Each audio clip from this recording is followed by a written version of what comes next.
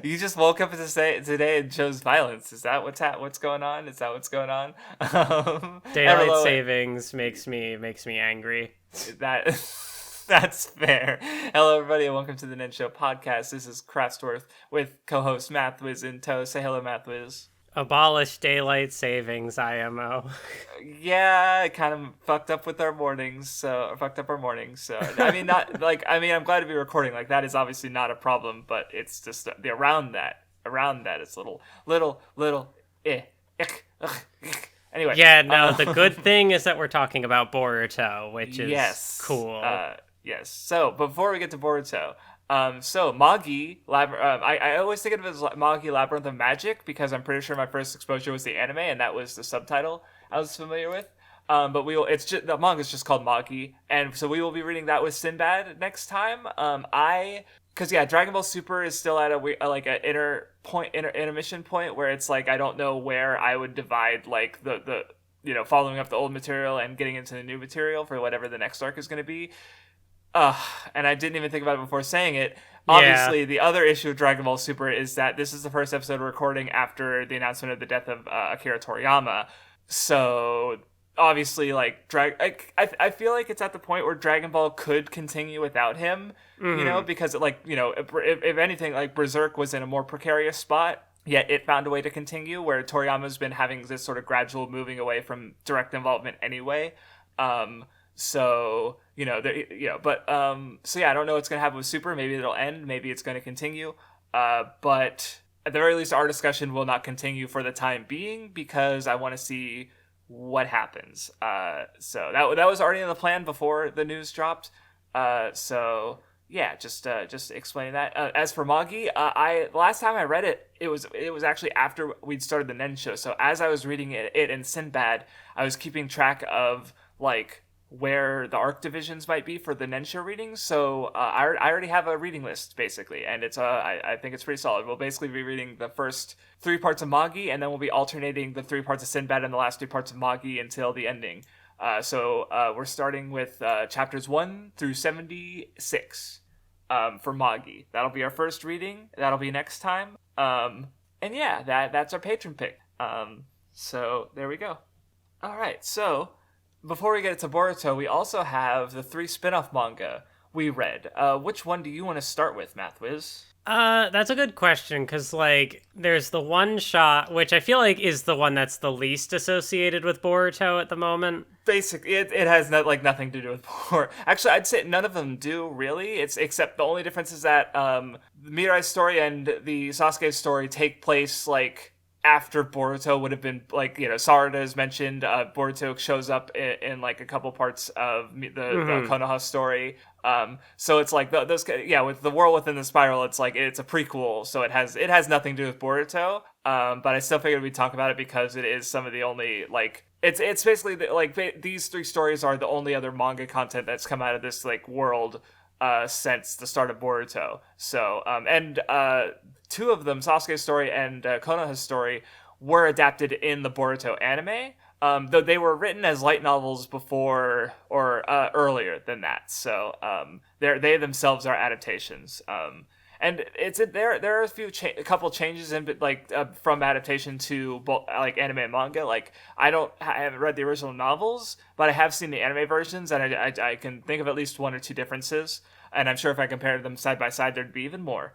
Do you want to start with the Whorl Within the Spiral? Yeah, it's the one I have the least to say about, unfortunately.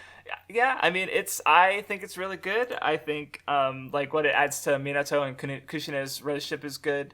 I really like, sort of the symbolism with the spiral becoming it's Gurren Lagann, the spiral becoming a helix, because, Kushina exists within her chains, but she can, that doesn't have to completely restrain her. She can still go up. And, just the 2 connecting, and, Minato, sort of, like, the way they talk about him having the 2 worlds is he has his own sort of, because Kushina was born into the Uzumaki clan and basically born as the Jinchuriki host, or as the decided Jinchuriki host, and then where Minato, his burden of genetics was his 2 worlds, which he had to figure out and understand to do their Sengon properly because of that, so, yeah, I don't know, it was neat, and I liked it. Yeah, I mean, like, I felt like the story was, it was solid. I think for me, just at the moment, like, in the context of, like, if it had tied into Boruto more, I think I'd have been more interested, but this feels like something I would have like, obviously I couldn't read it, when I read the manga, because it wasn't out yet, but it feels like it pairs better with that. Mm-hmm. And I guess it's just, like, personally, I'm, like, I'm not especially interested in, like, Minato content at this point. Uh-huh. But I mean, the story was like fine. Okay. Yeah, no, I just like the other stuff that we read better. That's fair, because I think this one might be my favorite because it just I don't know, it's just really short and sweet, and it just I like it. I just the relationship stuff was I was really into it, and it made me like the characters more. So yeah, not that the others didn't, but and I still do I like all three of these stories. So but anyway, so yeah, then there was the Sasuke one. This one I feel like is the most, I guess, infamous, just because I've just seen people talk, just Sasuke fights a raptor, and people, without context of Boruto or having seen or read the story, are just like, what the fuck? But yeah, also good Sakura and Sasuke content. Yeah. I'm really not sure where this takes place in the timeline, because, I was thrown off by Sasuke still having his Rinnegan. Yes, it definitely takes place before, I don't think it's basically Sarada exists, and I don't think it's really clear, because it could hypothetically take place before Boruto really starts, or during the events in the manga, or not in the manga, in the anime, excuse me. They actually add some original stuff. They have Kakashi, it actually starts with Kakashi going to the nation that they talk about and meeting its prince. And that's how they sort of introduce things, and then they get into Naruto's sickness and Sasuke's role in things. So there's some neat expansions in the anime as well. But yeah, I wasn't sure if I was missing details when they talked about Naruto having a sickness. Oh yeah, no, that was completely just made for the novel. Oh, okay. Yes. The other thing was there is the line.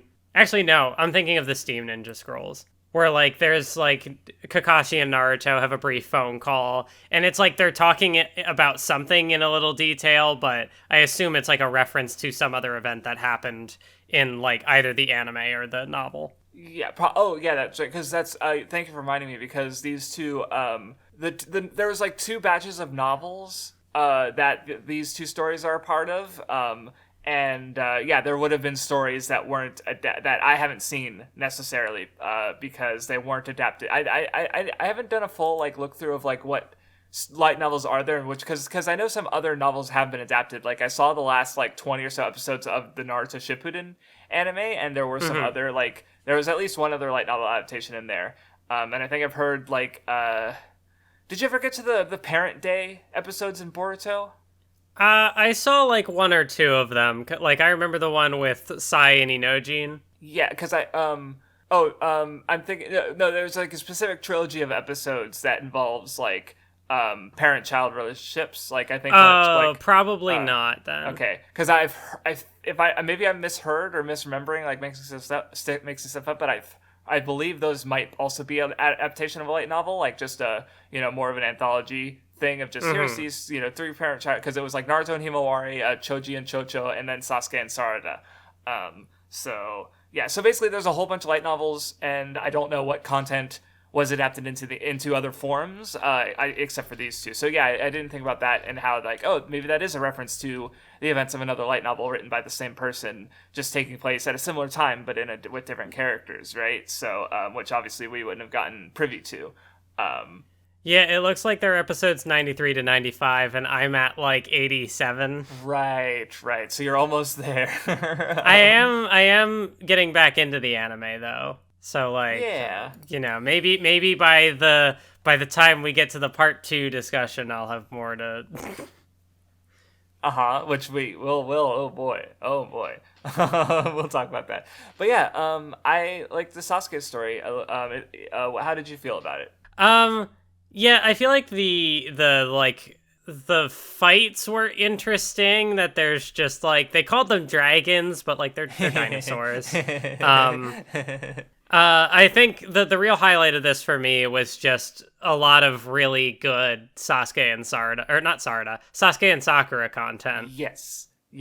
Like, oh my god, him getting flustered at the end when Sakura points out why he gave her with them talking about the ring, and you just see, it's so rare to see Sasuke like caught off guard like that, and like, they're so good.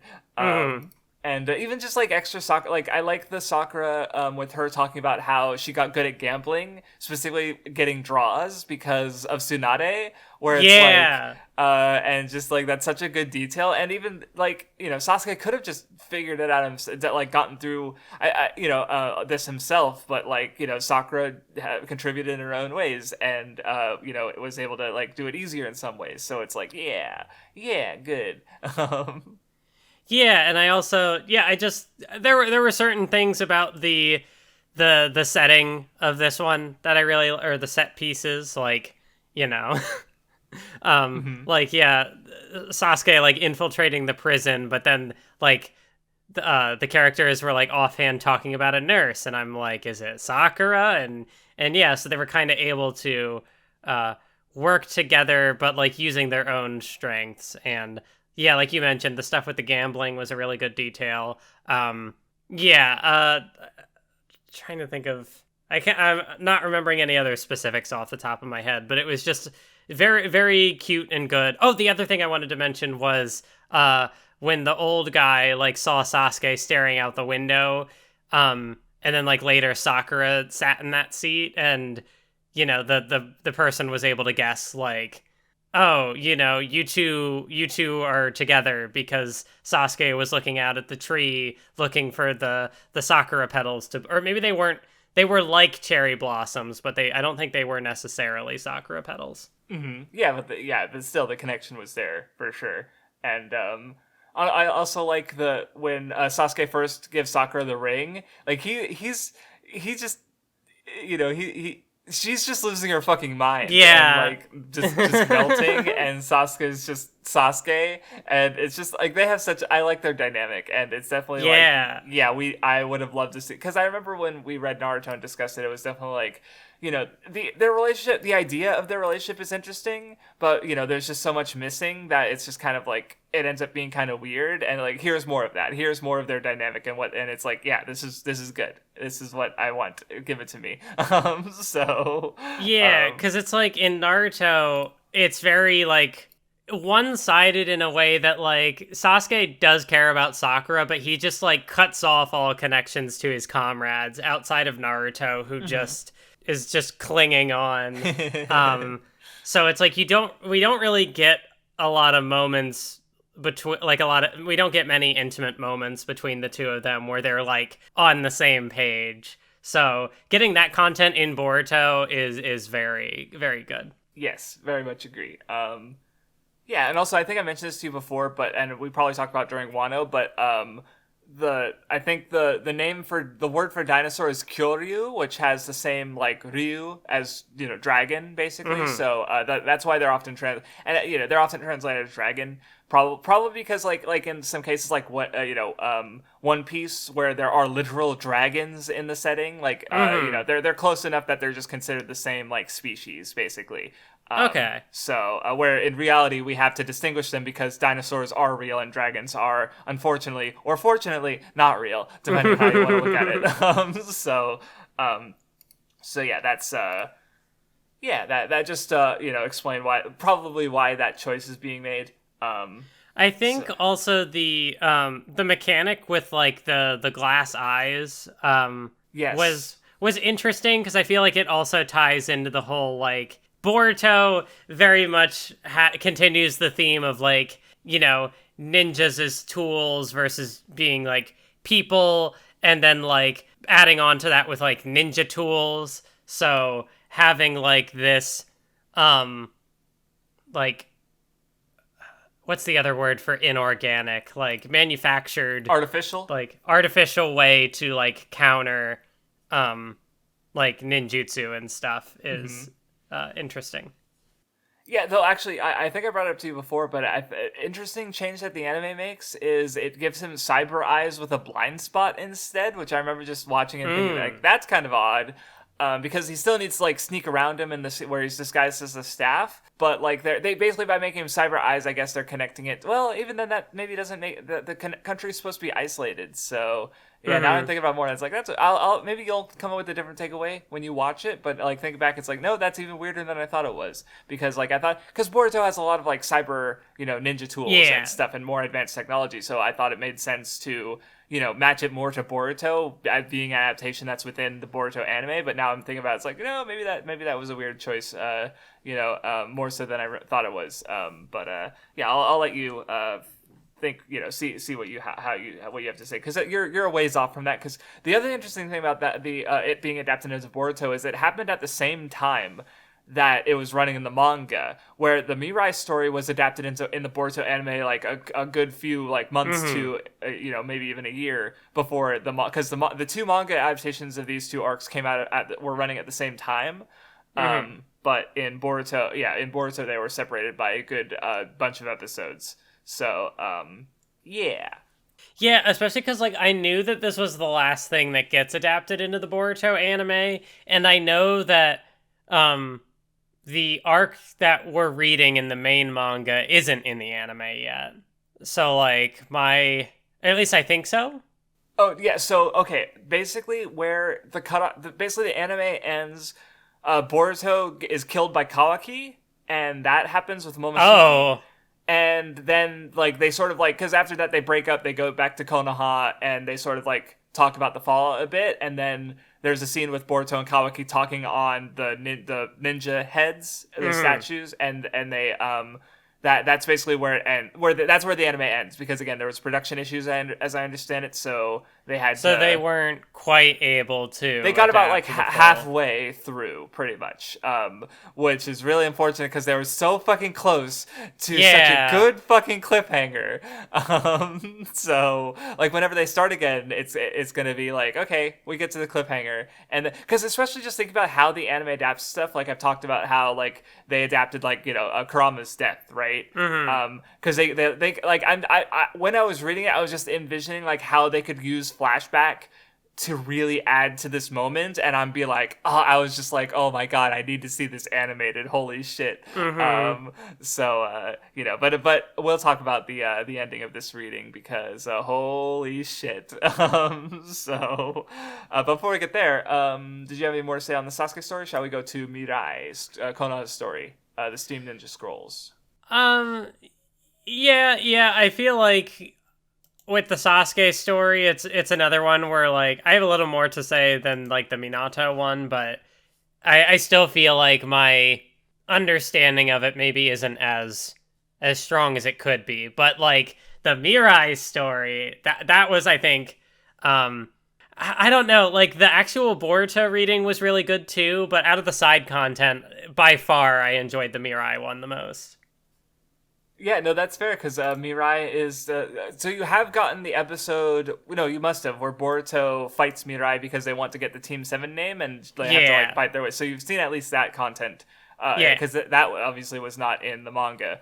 But it was, I think that's the first time we really see Mirai in the anime. But this is... I also really like this story. It's really good, and... Mirai dealing with her not knowing her father, and Oh God, I just sorry. In jumping back into the anime, I had kind of an observation. Because right now I'm in like the meat ski retrieval arc in the anime, and it's funny where I had left off that I feel like I wasn't quite clicking with it, and then literally we watched one episode, and I'm like, oh, there's the theme, there's what it's doing, and I like how in that arc you're getting like the old Tsuchikage, the old man, and you're getting like his perspective on like setting expectations too high for a newer generation who's growing up in a world of like peace, and then so like you get his perspective as like the older generation, and then like not long after that is when the Mirai stuff gets adapted, and then you're getting Mirai's perspective as like that younger generation who is trying to like inherit that will of fire and those big expectations, and like stepping like trying to step out of the shadow of that huge legacy and kind of the insecurity that creates. And so I feel like that was something I was able to pick up on in like going back to try and wrap up that arc I'm going through in the anime now. No, I hadn't thought about that contrast because, but no, it's really because like the Tsuchikage being like, oh yeah, these new kids aren't going through the hardships we had to go through, so we need to figure something else out with the Akata, and where Mirai is like as she says at the end to the Jashin cult guy, where it's like I also wanted to imagine like wishing I'd grown up in that period so that I could like prove myself alongside the people who because she's like constantly looking for something to happen, right? In a sense, like when the old couple walks by Kakashi and Guy, and she's got her kunai ready, and she's just like, if these guys are fucked up, I'm gonna stab them. And Kakashi's like, calm down, sweet child, right?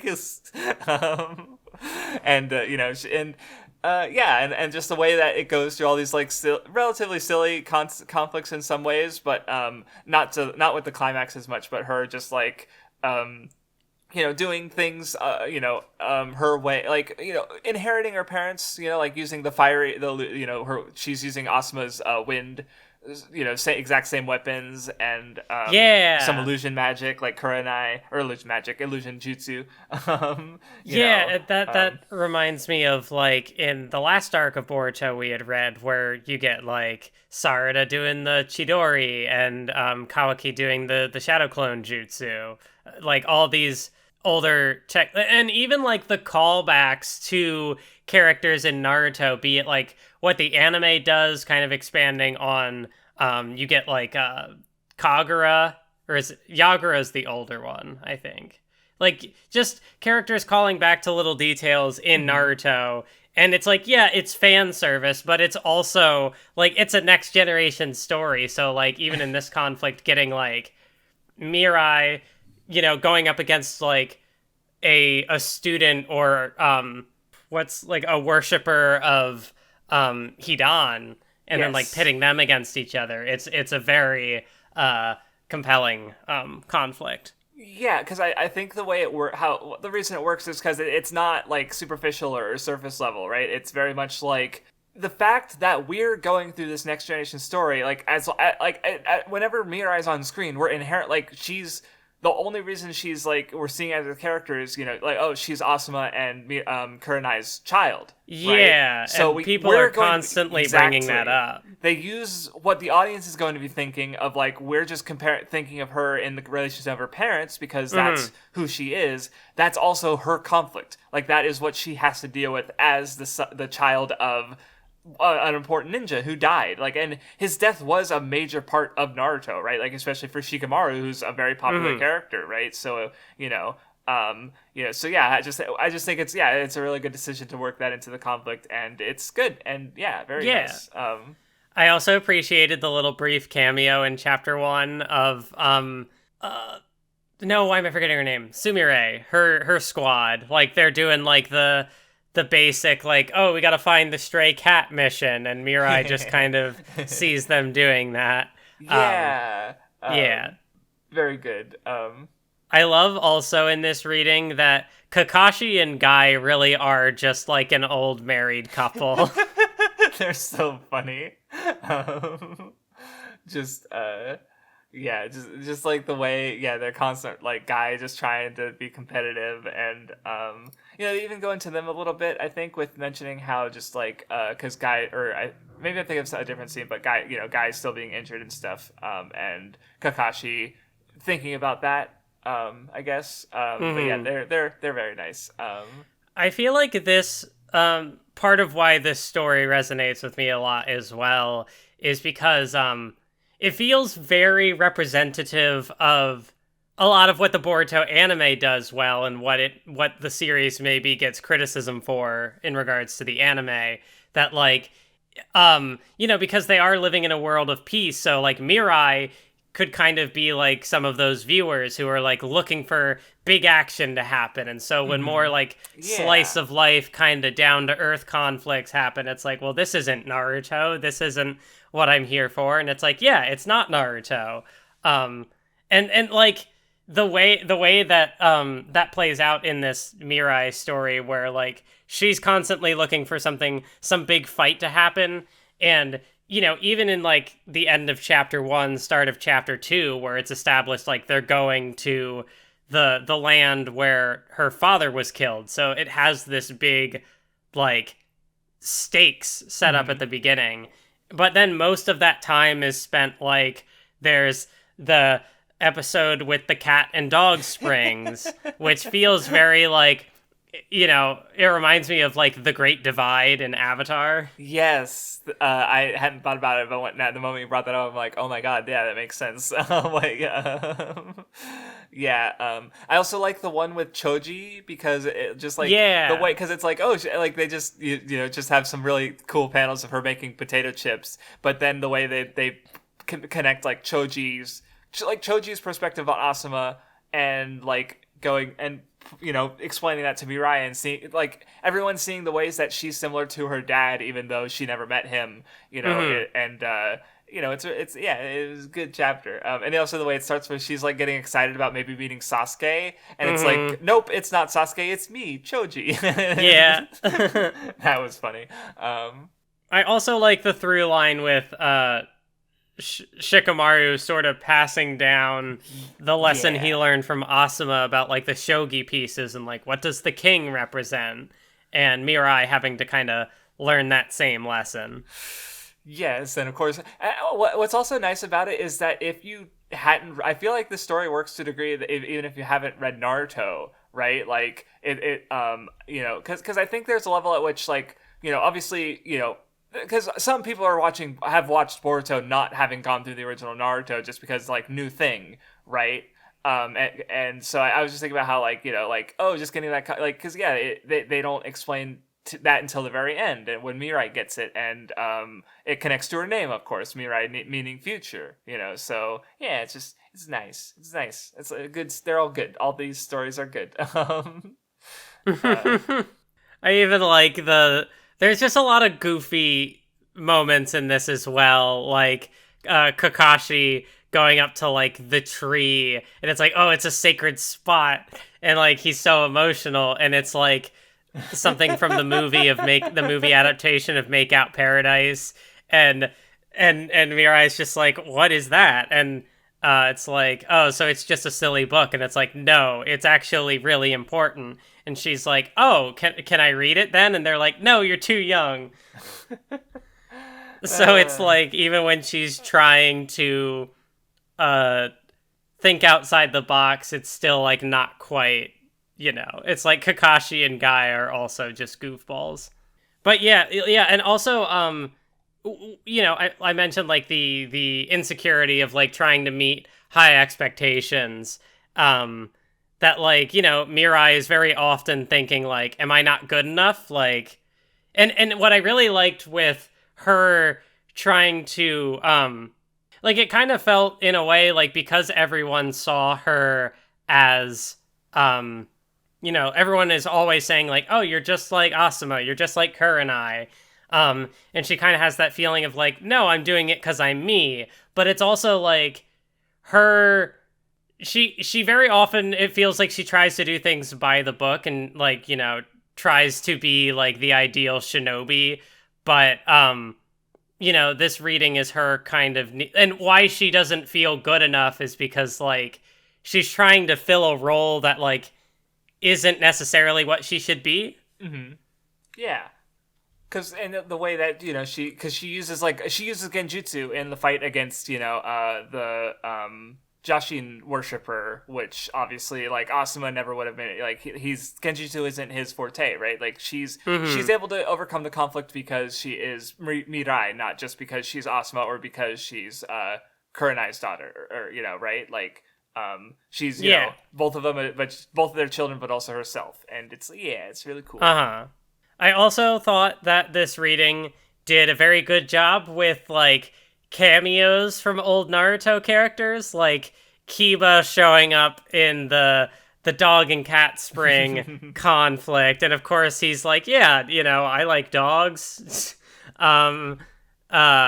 There were some good gags with 1010 and the Ghost chapter. Yeah, they made 1010 a compelling character. That's crazy. That she's just like, she's a little gremlin. And like, oh, I'm gonna spook Guy. And yeah, like Choji showing up as well. Yeah, just a lot of good, just in a lot of different aspects, this reading was just very fun. Yeah, nice. Yeah, I don't think I have much more to say on the 3 spin-off manga. But I'm definitely glad we read them. Or in my case, reread them, but yeah. Uh-huh. I feel like there's maybe even more I could say about the Mirai stuff, but like, I'm trying to scroll through chapters and I don't want to like hold up the discussion. It's just a pause I have to cut out, so.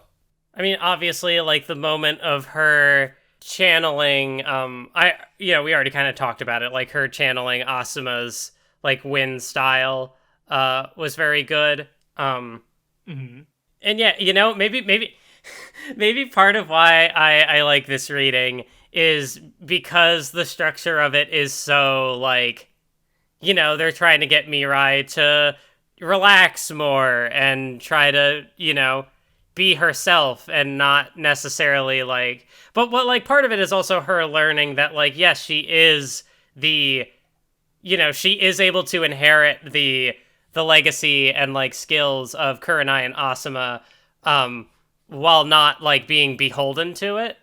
But I think part of why I might also like this is because, with a lot of the conflicts being, very, goofy and low stakes, and it's like it has the real like enjoy the detours and not the destination kind of energy.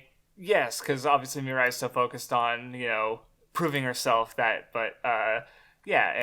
just she, especially the fact that the things she does get into aren't glorious, right? It's like the cat fanboys and the dog fanboys are fighting, and Choji needs potato chips so he can move a giant boulder, right? Like, it's fucking dumb, if anything, but she still puts her all into it and is able to resolve all these things and make impressions on people, and it's good, yeah.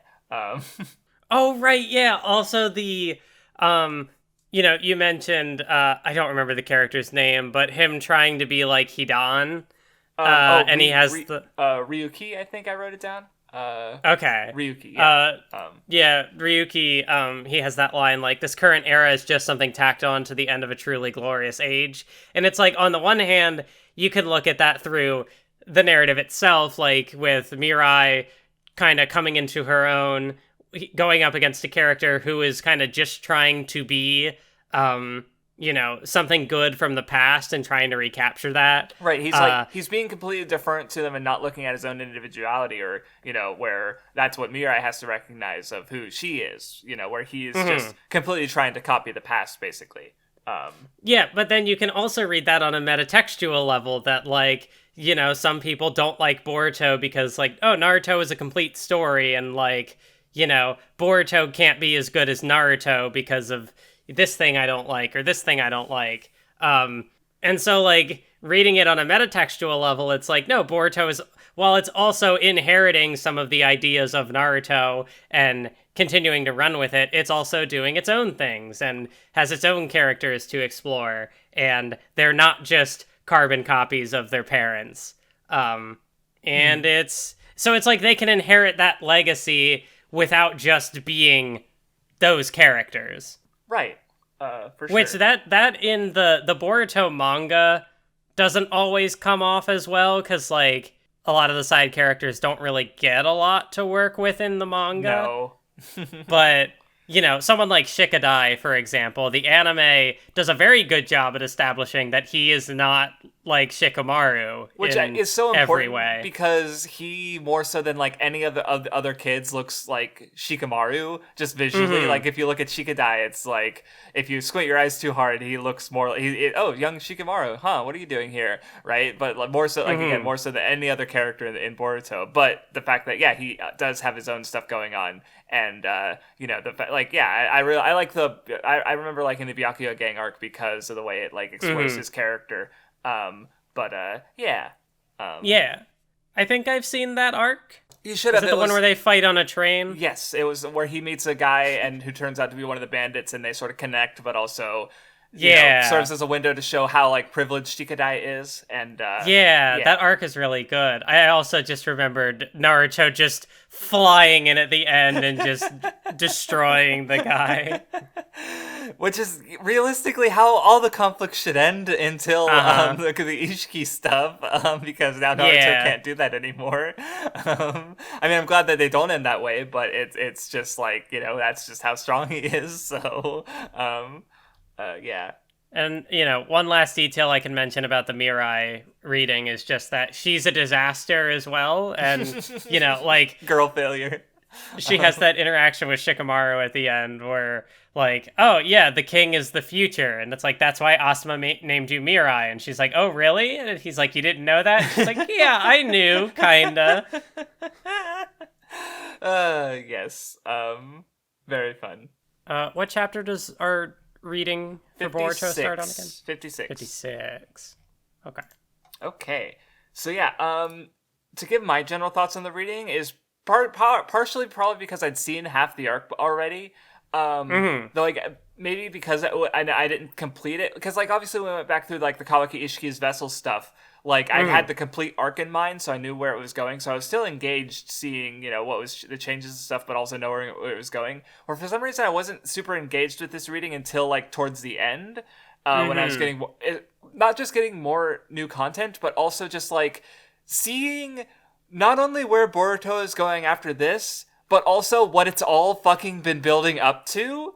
Like, it was so just, like, ground shifting for me, and, like, because I've already liked Boruto, but now, like, getting this major twist and just seeing how, like, oh, this is fucking everything. It's so it's such a good fucking reveal, and, but what were some of your general thoughts on the reading having gone, because this is the first time we're talking about Boruto content that I haven't gone through before. So how did you feel about it, though? It definitely took me a couple volumes to have things start clicking into place. Initially introducing some new characters, and I'm like, I'm not too sure how I feel about these characters. But, like, yeah, there are some really strong moments here, and it all concludes in a way that's just like, oh, like, I think I didn't quite get it at first, but then, like, as I was getting into the last, like, chapter or two, I'm like, oh, wait a minute, I see. Like, the whole thing with the wish, and, like, I don't want to just jump the gun and say it all, but I'm worried I'll forget later. Well, I will say that, I guess, one thing that threw me, I guess, is because, like, okay, so I legitimately thought that the anime only went, like, a volume or two into this arc, but turns out it was closer to halfway. And I guess I was just expecting me to be getting more content, because when I think of, like, the Code Arc, I was thinking that it was gonna resolve everything with these three characters, but in fact it resolved things with none of these characters. Like, as far as, like, a story arc, it very much doesn't resolve very much at all, right? And it ends off with, I'm pretty sure, a time skip.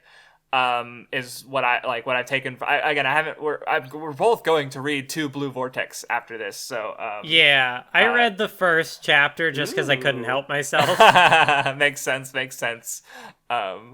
But yeah, so that's one thing that, like, maybe if I knew ahead of time, like, going through this arc, I would have been a little less, like, because just, like, the fact that, like, Ada and Daemon and Code, like, don't get resolution, like, this arc isn't introducing these characters to give them their resolution. It's introducing these characters for Boruto Part 2 in mind, right? Because that's where they're really going to get their character arcs, basically, and just, but this arc went in a direction I didn't expect, and especially, like, looking back, I think it's neat. But reading for it the first time, I was definitely just kind of like, I don't know, it wasn't clicking for me at first, but now it's like, okay, I think I get it. Not that it wasn't interesting, but it's just, just trying to be honest about my feelings reading it. So I had a really fun moment partway through, like, before the twist happened and, like, everything was set into motion, where, like, I was talking with Bree and she mentioned, like,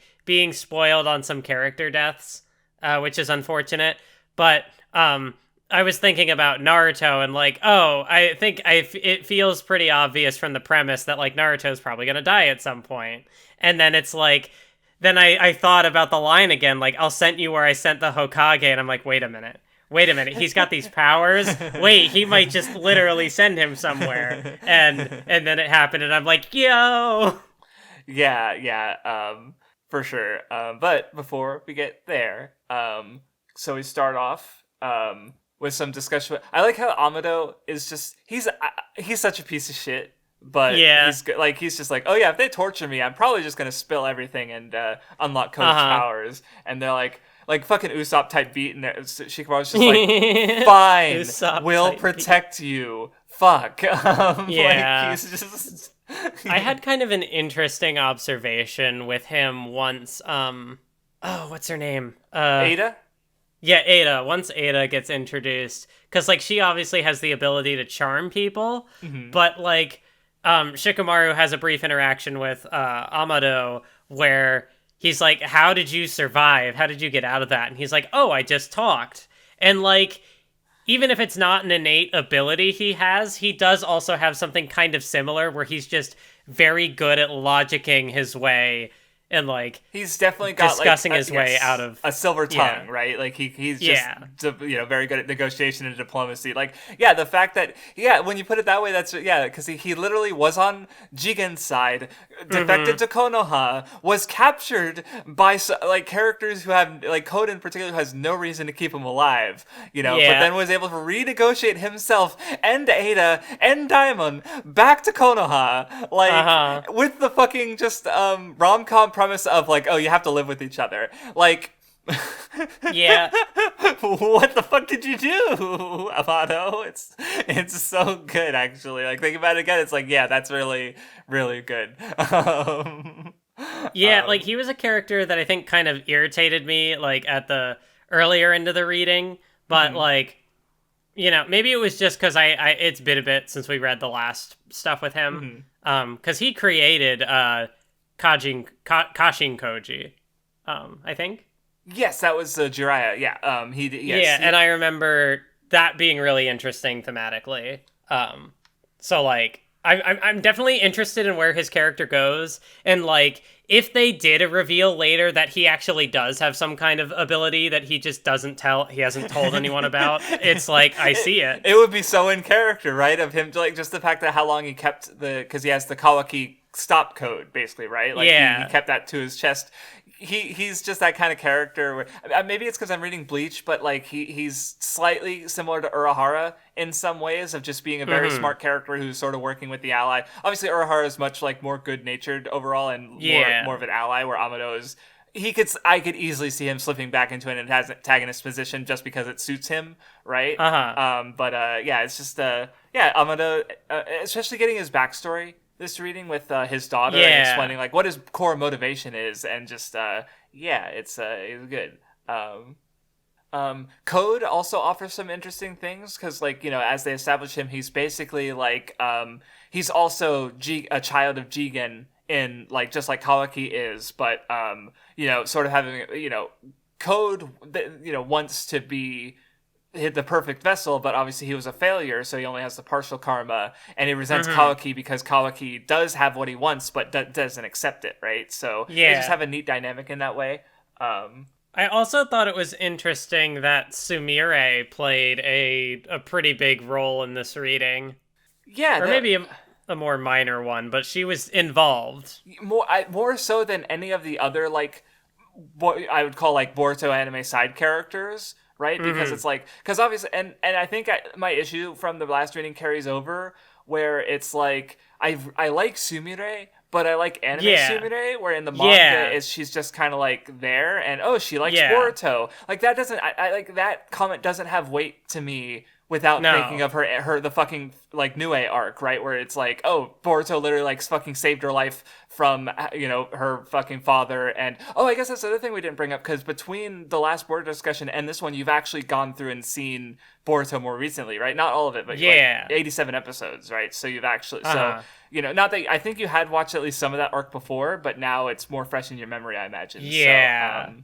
Yeah, here, like in the manga, she just feels like knockoff Hinata, which is like, that is what, like, the criticism of, like, characters feeling like, you know, Mm-hmm. like, uh, discount versions of previous characters. I think that's a complaint that feels a little more, um, justified when it comes to the manga, because Yes. so many of them don't get anything to do. And even like in Sumire's case, where she's here now, um, yeah, the only reason I'm invested is because I've seen her material in the anime, or at least, you know, the first chunk of it. Like even the one episode where they're like about to graduate the school, and like they go fishing, and like she has a little moment there with the group, and Mm-hmm. it's like, yeah, I'm very curious. Like, I'm always, I feel like in these manga readings, just coming away with the conclusion of like, I'm very curious to see how the anime handles this, and like if any other characters get little moments, what gets expanded on. Because like, you know, I still maintain that the Boruto manga, it's like, it gives you the plot, but it doesn't feel like a fully fleshed out setting.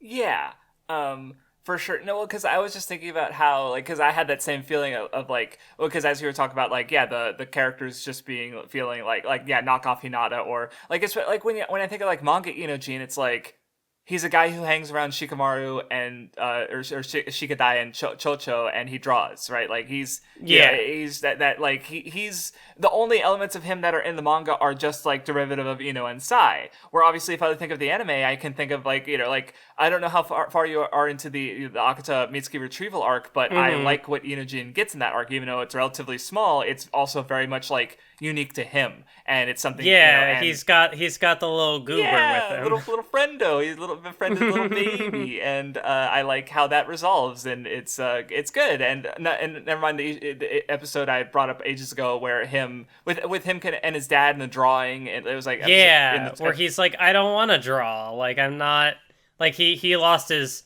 artistic spark yes. for it, or something like And that. like the way that not only like adds to Inojin's character and really his relationship with his dad, but also retroactively like makes Sai better. It's like I Yeah. bring that up as an example constantly because it's such a additive episode and it's so good. But obviously I can't say anything like that about manga Inojin at all, right? Uh-huh. So Yeah, the Boruto anime is very good at making me care about older, like, Naruto characters more. Like, fucking, Suigetsu gets a little bit to do here and there. And I'm like, oh, I didn't really care for him in the Naruto manga, because he was just kind of the edgy guy, like, the shark boy teeth with, like, the swords, and he collects the swords, and he's sassy.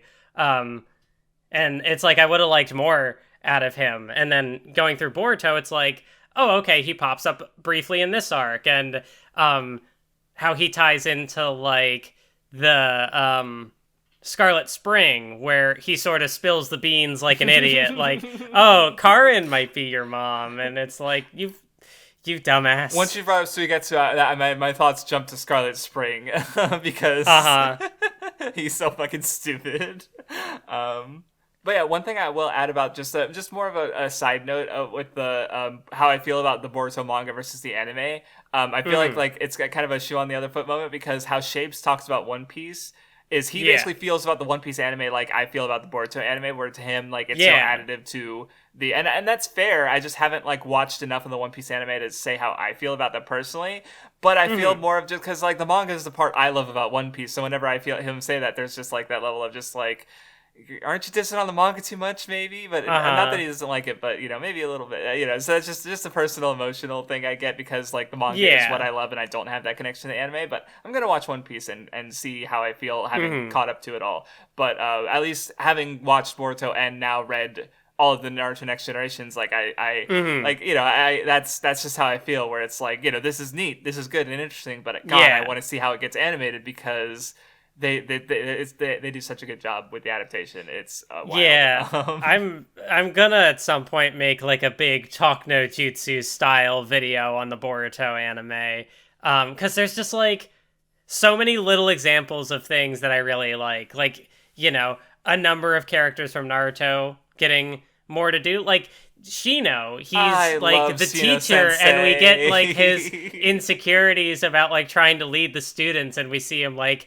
get drunk, and then his bugs go berserk, and like he's just such a goofball. And then compared to like in Naruto, we're like, yeah, okay, he was maybe not as goofy. He was like very cool and aloof, but he didn't really do much. Yeah. So it's like, even if the character deviates maybe from his initial appeal, it's like, well, now he feels like a real character.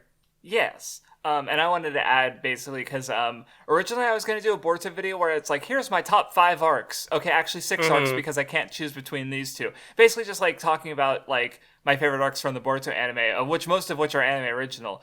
I decided not to. I'm not in the mood to do that one because I don't know. I want to watch through the entire Naruto anime and then rewatch Boruto, because there's a bunch of anime original stuff in Boruto that is following up on anime original stuff in Naruto that I didn't have perspective with and didn't. Oh, that's a good point. Yes. Yeah. Like there's one episode in Boruto where Kakashi disguises as a journalist person with like purple eye makeup. Yeah. And I remember I was skimming out like Crunchyroll or something, and I saw a thumbnail or an image from an older, maybe it was even one of Shaves' videos, I don't know. At some point I saw that character disguise was in Naruto at some point, and I didn't recognize that reference. And I was also told that like with the bandit arc that was from the manga, there was a lead-in arc in the anime with Boruto going to the blood prison, which was a Naruto anime original film. So I had that reference pointed out to me, and I was like, "Fuck," and obviously, I'm really curious to get to that, because obviously I've seen Blood Prison, I've seen all the Naruto movies. And so another even there's the antagonist from Naruto the Last who shows up here and there in the Boruto anime, right? Which that one I knew about. I also went out of my way to watch the Seven Swordsman arc in the Naruto filler hell, because his daughter was in the Wave Country arc in Boruto, and because she's like, Naruto killed my dad. I'm like, hold on, I need the context for this, because that kind of fucks with stuff. Because obviously Naruto doesn't kill anyone, and that's kind of a big point. Not that or except Kakuzu, but Kakuzu had coming. No, it's like a whole thing. We've talked about this. Wait, actually, it was Kakashi who killed Kakuzu. Oh, you're right. Never mind. I thought. Oh, okay. I thought that the Rasen Shuriken can cause like cellular damage. No, okay, Naruto beats him, and he's like like can't move, and then Kakashi like hits him with a lightning blade. So okay. I remember only because I used that as an edit in like the Passing of the Torch video I did. Gotcha. Okay, thank you for refreshing my memory. See, another reason I have to just watch all of Naruto is because there's parts I literally just have forgotten. Like someone was asking me about the prophecy shit with the Toad prophecy about Naruto, and I'm like, I don't remember all the details. I remember the broad points, but not the details. So yeah. But yeah, so now that like, I'll talk about some arcs I like about Boruto has become a much bigger project, because I want to get that full perspective on Boruto, because like it is a sequel to the Naruto anime, which I have not seen all of. So yeah. Anyway, but yeah, back to the manga, because like I still like the manga even if I just like the anime better. Obviously, I think that's true for both of us, but also, I guess to go back to Code a little bit, like his powers, I like with the portals. I think were neat. Like there was some interesting, like the way that like they were responding to them later about just having to watch for his cut marks, and because if he like the way, especially the way when Shikamaru has a cut mark on his back, and Code's like, yeah, I got his ass, and Shikamaru just leads him into a trap. Because like, you think I didn't notice, dumbass? Like, that was really good.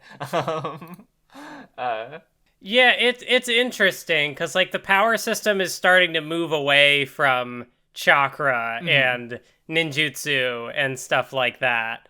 And on the one hand, it's like I'm not wholly bought into the power system compared to like Naruto just yet, but I feel like I think what my takeaway has been from Boruto so far is that while I do still like Naruto more, I think on like the moment-to-moment execution basis, I feel like Boruto more than justifies itself with a lot of like really compelling ideas that are delivered well. Mm-hmm. So even if it's like some of the mechanics just don't fit my personal preference on the same way, it's still like it's fine. It's like not a big point for me. Yeah, and because I don't know, my thought on that is just like I guess because we're going more into the Otsutsukis, and it makes sense that they have like more shit going on, I suppose, because they are, especially like we learn about the one who basically ascended to fucking godhood and has left the mortal plane of existence, and it's like, oh, that's interesting. Talk about escalation in Battle Shonen, but then that also reminds me of like the why do you always kill gods in JRPGs video? No, watching that video, like I just remember sitting back and being like, this literally explains like not just because he brings up Dragon Ball in that video, but I'm sitting there like, the big three also have like gods as antagonists, like all three of the fucking Yuabak, fucking the heavenly dragons, and the Otsutskis, Kaguya, exactly. So it's like especially alien gods in the case of Otsutskis, which is also pointed in that video, comparing it to like compare it to like Final Fantasy VII. So it's just like, it's about capitalism. Kind of. But anyway, how do you have any general thoughts on Ada or Daemon? Because I don't know how Ada is perceived by the fan base. I'm pretty sure Daemon isn't very well liked, which I kind of understand, because he's a little shit.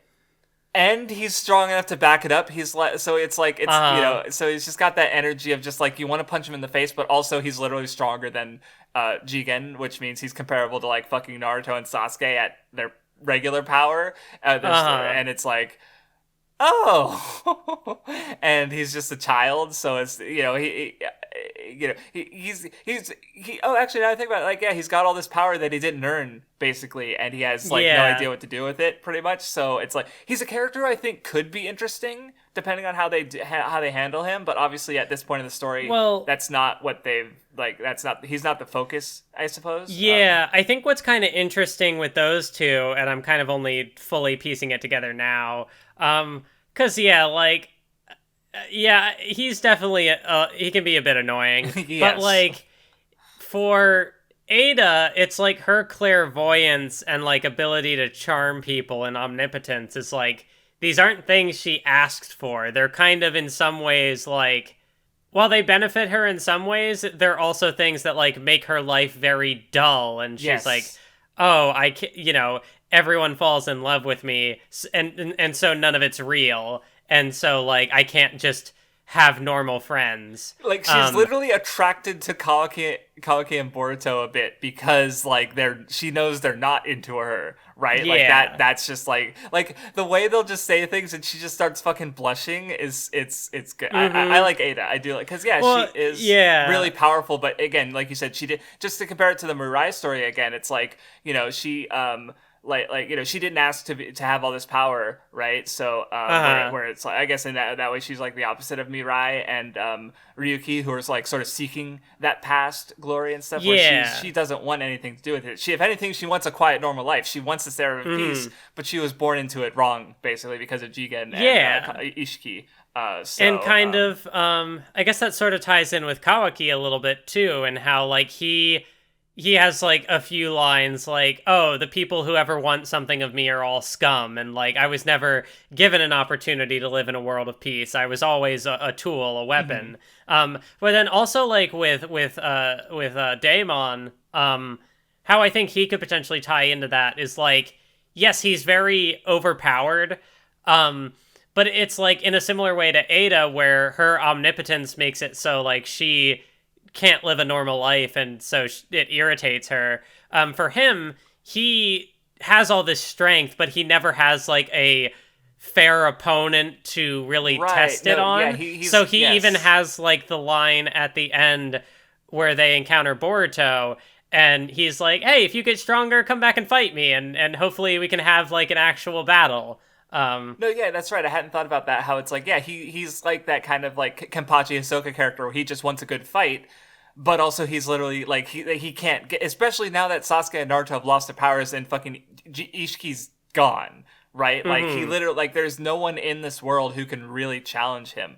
And like even Code, he was like Code's like, yeah, I'm stronger than Jigen, and like Daemon's like, I don't wait, maybe that was before Code had his like power unlocked, but basically like yeah, it doesn't work out. So yeah, I hadn't thought about that. So yeah, and it's also like a number of these characters at this point, like their roles of being like a protagonist or antagonist seem like they're kind of always in flux. Like, you have Amato switching sides, like, like a wrestler doing like a heel face turn. He's like, okay, I'm here now, but actually now I'm here. It just depends on what benefits him in the moment. And then like, with Ada and Daemon, it's like, initially it's like, oh, they're working with Code, so that's bad. But now they're in the village, and it's like, yeah, okay, they're still a threat, but now it's like they can be like humanized a bit, and we get more like their personalities. But then, oh wait, actually, they just completely rewrote reality, and that's not good. But everyone likes them now, and so kind of the same with Kawaki and Boruto, where like even the characters who. I should say Boruto had a very... Well, no, not even, because, like, Boruto has Momoshiki, so he at the same time is, like, the Hokage's son, but can also be this, like, world-ending threat. Yes. And Kawaki can be kind of similar, Boruto too. has his own fucking Kurama, basically, like, but, it's, so, yeah, I made that connection, and I was like, oh, you motherfucker. I'm, like, connecting it to, literally last night, I was at, like, a board game thing, and one of the games we played is called Flux, where, like, the rules are constantly changing as the game goes on. And it's, like, Boruto, this arc in particular, feels a lot like that, where, like, the objective of, like, what these characters are trying to accomplish, like, for individual characters, maybe, it's always the same. Like, Kawaki, Kawaki, his motivation evolves, but is pretty straightforward. It's just like similar to how Sasuke, his morals or his priorities shift over time based on information he has. And Kawaki is kind of like that, where like his motivation is the same, to protect Naruto, but then the way he goes about it puts him in different positions relative to other characters. And it's like it's interesting. It's like if you take the Naruto ninjas as tools sort of thing, where like, oh, this antagonist is being puppeteered by this antagonist, who's being puppeteered by this antagonist. But then like in Boruto, it's like Amato is trying to use like Ada and Kawaki and Shikamaru and like manipulating these characters for his ends, but Kawaki is trying to like use these characters, and like everybody, basically the puppet master power vacuum has made everybody a puppet master. Is what you're trying to say. Okay. Yeah, no, that makes sense. No, yeah, it's the dynamic is really interesting, and it's God, I won't. Okay, actually, without spoiling anything that happens, what did you have any like feelings on the first chapter of Tubular Vortex, or I mean, it doesn't get to a whole lot. Yeah. Oh, actually, maybe. After I asked that, I realized like, no, there's no way it can literally top what happened right before that. So yeah, it's like, reintroducing characters. I was mainly interested to like see some of the designs. I know there are some of them I really don't like. Oh yeah, okay. We're just going back in time, because I remember when Naruto hit its time skip, and people were really interested in seeing the designs of all the fucking characters. People came to like the Chunin exams and really like, what does Hinata look like? What does Ino look like? And just waiting to see those, because it was I think like it was a couple arcs before we saw all of them. Like so. Just you just reminded me of that, of just how like, oh yeah, I guess Boruto, like, yeah, that's one of the interesting things about getting to read Boruto as it comes out, is getting that experience with being caught, because I now that I literally hadn't thought about how I literally never been caught up with Boruto. Like, even when I'm caught up with the anime, like, that's different from being caught up with the manga, because the manga is kind of like where the story's happening first, so to speak. So I don't know, I just hadn't thought about it before, about how like, yeah, when we catch up to Tubular Vortex, that's like the first time we're actually going to be caught up with the Naruto story, because that's never happened with me. So okay, that happened to me back when I dropped it around the 5 Kage Summit, but I did read Naruto weekly for like 100 or so, for a few years. Not in a place of good faith, mind, but I did read it. So this will be new of just getting to read Boruto as it comes out, and yeah. So yeah. Oh, I like the scene. Oh, okay, because yeah, we get the first conversation with Code and Ada, and her explaining all of her powers and stuff. But I like after that where Boruto's got his drug, and Naruto's like, "This drug might kill you," and Boruto just like eats it, and Naruto just loses his shit like that. I've seen that expression before of people posting that because it is really funny. Just like, Boruto, what the fuck are you doing? Like, funny interaction. But I don't know. I just like the Boruto like appearing reckless, but actually he's thinking things through. And like he's already decided, like he's already willing to put his life on the line. So yeah. Oh yeah, I was gonna say actually, because you haven't gotten to that part in the anime, but the drug that Boruto takes, I'm pretty sure that actually came up earlier because they used it as a way to sort of lengthen the story, basically. Like, because obviously the anime has a lot of anime original content, so it takes place across a longer period of time. Because like after the Kawaki Ishiki vessel stuff happens, like Boruto's karma is like, it's getting close to completion, so they use the drug as a way to like, okay, now we can have another like fucking 50, 100 episodes before we get to the code stuff. Yeah, I just remembered that like interesting way to tweak things up to keep the for the anime's sake. Yeah, that makes sense. But yeah, there's a little, I don't know if I have that much to say about the little training or the fighting sequence they have. I'm looking through to see if there's anything that I can that sparks my memory. They do like the little like cross counter punch. We also get a little flashback with Code and Kawaki fighting. Also a little detail, so we get a little scene with Kawaki and Amado talking, and Amado suggesting that he lean into his karma because that's his form of that's a form of power for him. But I don't know, just something else I noticed is I don't know, maybe I'm just dumb, but when Kawaki's leaving, he very clearly has a tag on it. It's like, is he wearing his shirt inside out? Is that what I'm... Because he's got his tag visible as he's walking away. So I just had that thought, and I was like, well, okay. I mean, it's not unfitting, Kawaki, but I just think I noticed. But yeah, then we get Daemon introduced. We already kind of talked about him a little bit. Little shit. Next thing I have to talk about is in chapter 60. Do you have anything until you get to that point that you want to mention? Not that I saw. Okay, yeah, I just like Naruto being a dad and helping Kawaki. Like his little talk about how he wants people to feel at ease. So it's like, if Kawaki can't feel ease in Konoha, then like what's the point of me becoming Hokage? And just deepening Kawaki's feelings of him and desire to protect him. And it's like, yeah. Oh, yeah, and just him referring to Kawaki as his son, which is like, I don't know if you'd call that foreshadowing inherently, but it's like, takes on a new context. Absolutely, well, because it's like, the fact that Ada changed the world to fit more with what Kawaki, like, wants, right? Because he literally wants everything that Boruto had, right? Like, being Naruto's son, not being poor, not being abused, and now he has that, and, at the expense of Boruto, and it's like, oh, fuck. Yeah, well, it's like, he also doesn't have Naruto. That's true. Well, Kawaki technically has Naruto, it's just not in the position he wants, basically. That's because true. Because he's that's the plan for the future. He just needs to get rid of all the threats to Naruto, and then he can put things back as they were, in theory, but obviously, not gonna be that easy, so... I think it's also interesting that, like, Naruto saw them both as his sons anyway, so, like, if Naruto was around when that whole thing happened, it's like he would still... So, I mean, that's obviously why he can't be there. Exactly, because, yeah, right.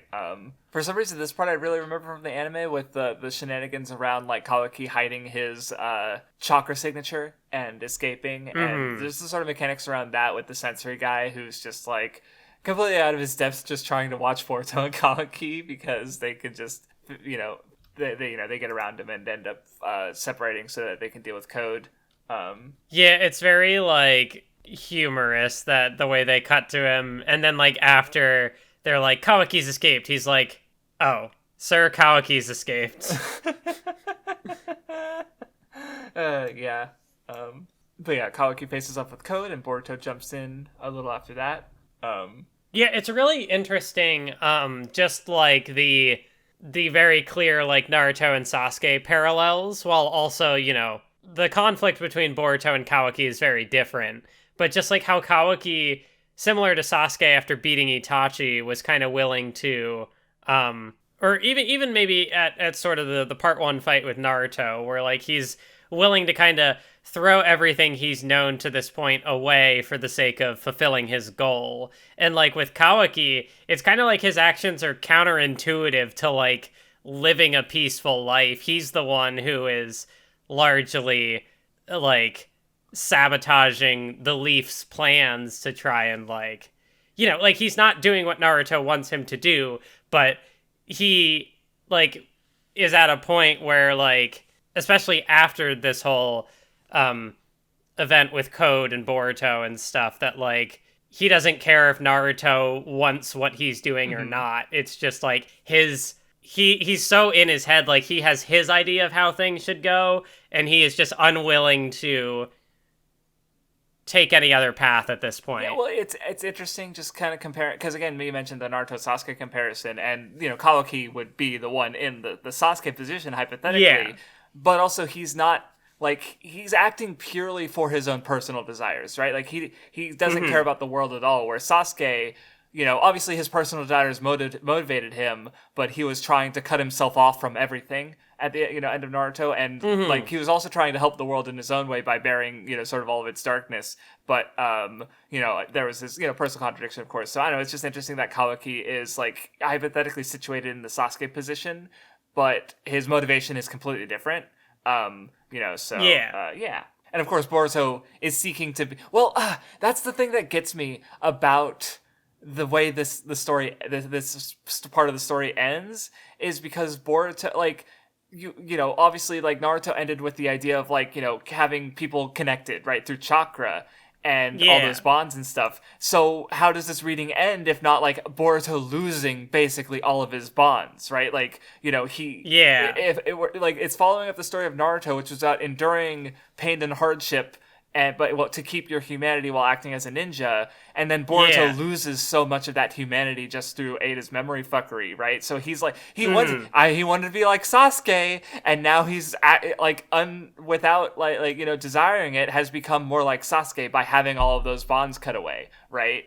And it's just every time I think about the way this ends and just how fucking interesting it is for adding to the ideas of Naruto and following up on it the way, again, like the way everything was building to this, it feels like it's so good. Yeah. And like he wants to be like Sasuke, but he also like at the start of the series, like subconsciously or consciously, like, he was like, why do I have to be the Hokage's son? Yeah. Like, everyone has these expectations on me, why can't I just be me? And he, like, lashed out at Naruto, and, so now it's like, even if he's in a position where that's not what he wants anymore, it's still, like, Kawaki's subconscious desires are also reflective of where Boruto started, and so I think when that clicked for me, I'm like, oh yeah, the series has been building to this. Right, like, just thinking about, even just thinking about it from the outside perspective of just people, like, obviously, because Boruto is a spoiled brat at the start, right? Like, he doesn't understand how good he has it, and so like, I think I remember it was your old Boruto video where you talk about why people don't like him, about how it's like, well, he hates Naruto, but like, obviously, like, people watching Boruto coming from Naruto,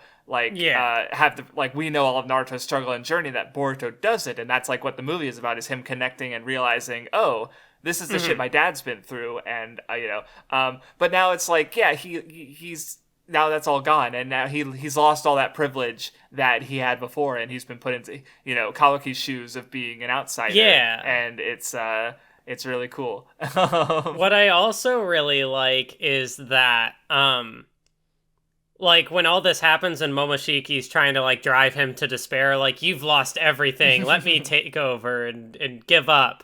But like, Boruto's first thoughts are, so this is what Kawaki's been dealing with all this time. That sucks. And yeah, he is such a good character. A shinobi fucking endures. He's gonna fucking overcome it. And like, yeah, especially like, again, going back to how, again, it reflects Naruto, because Naruto Part 1 ends with Naruto failing Sasuke because he didn't understand him and he wasn't trying to. Yeah. But in this case, it's Boruto didn't understand Kawaki, but now he's been put in those shoes, so but he recognizes that he has the chance to understand Kawaki and better understand his loneliness and his pain, and that's presumably what part 2 will go into a degree. And it's just such a good choice, decision, story decision, honestly. Yeah, and it's also really interesting because with this whole twist, Boruto, in Naruto, it feels like it kind of takes Naruto a bit to truly connect again with Sasuke on that level. It's not until, after he loses Jiraiya and goes through the stuff with pain and, learning to compromise on one's vengeance for the sake of, peace, that he is really, oh, okay, now he gets Sasuke and can, confront him again on a meaningful level. But with Boruto, he kind of gets that pretty quickly. Mm-hmm. So I guess it's just interesting that the connection that these two characters have compared to Naruto and Sasuke. Yeah. Though actually, speaking of comparisons to Naruto and Sasuke, I was just one of the just moments that stands out to me from this earlier sequence is when Boruto comes in talking about how he wants to protect Kawaki, and Ada kind of fangirls.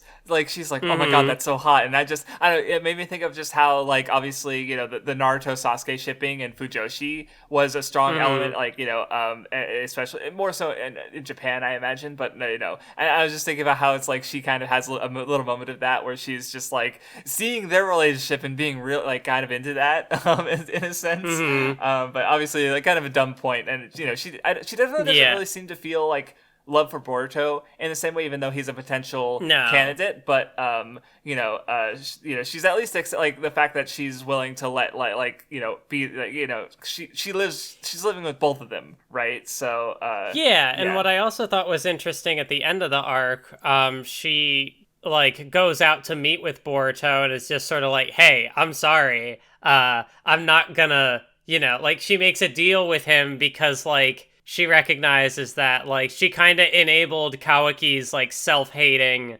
kind of mindset, and she even says he comes off really pathetic right now. So it's sort of she acknowledges that it's Boruto is the one who brings the best out of Kawaki. So even though she is loyal to Kawaki and committed to him, she still kind of has her own perspective on the situation to where Kawaki wants Boruto dead, but she is willing to give Boruto wiggle room to potentially make a change, and I think that's really interesting. Yeah.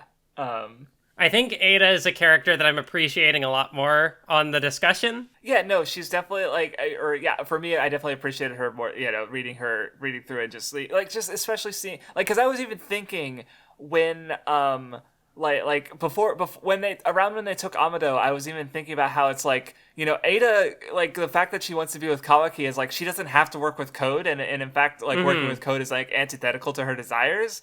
Yeah, and that's literally the way the story goes. Amado's hey, isn't working with Code actually antithetical to desires? Wouldn't it be better for you to lump in with Konoha? And she's damn, that's a good fucking point. And I'm oh my god, the author is just in my fucking brain. That's great. And the way that Shikamaru suggests that idea, but didn't really seem committed to it, that he's wait, oh, you'll take that? Okay.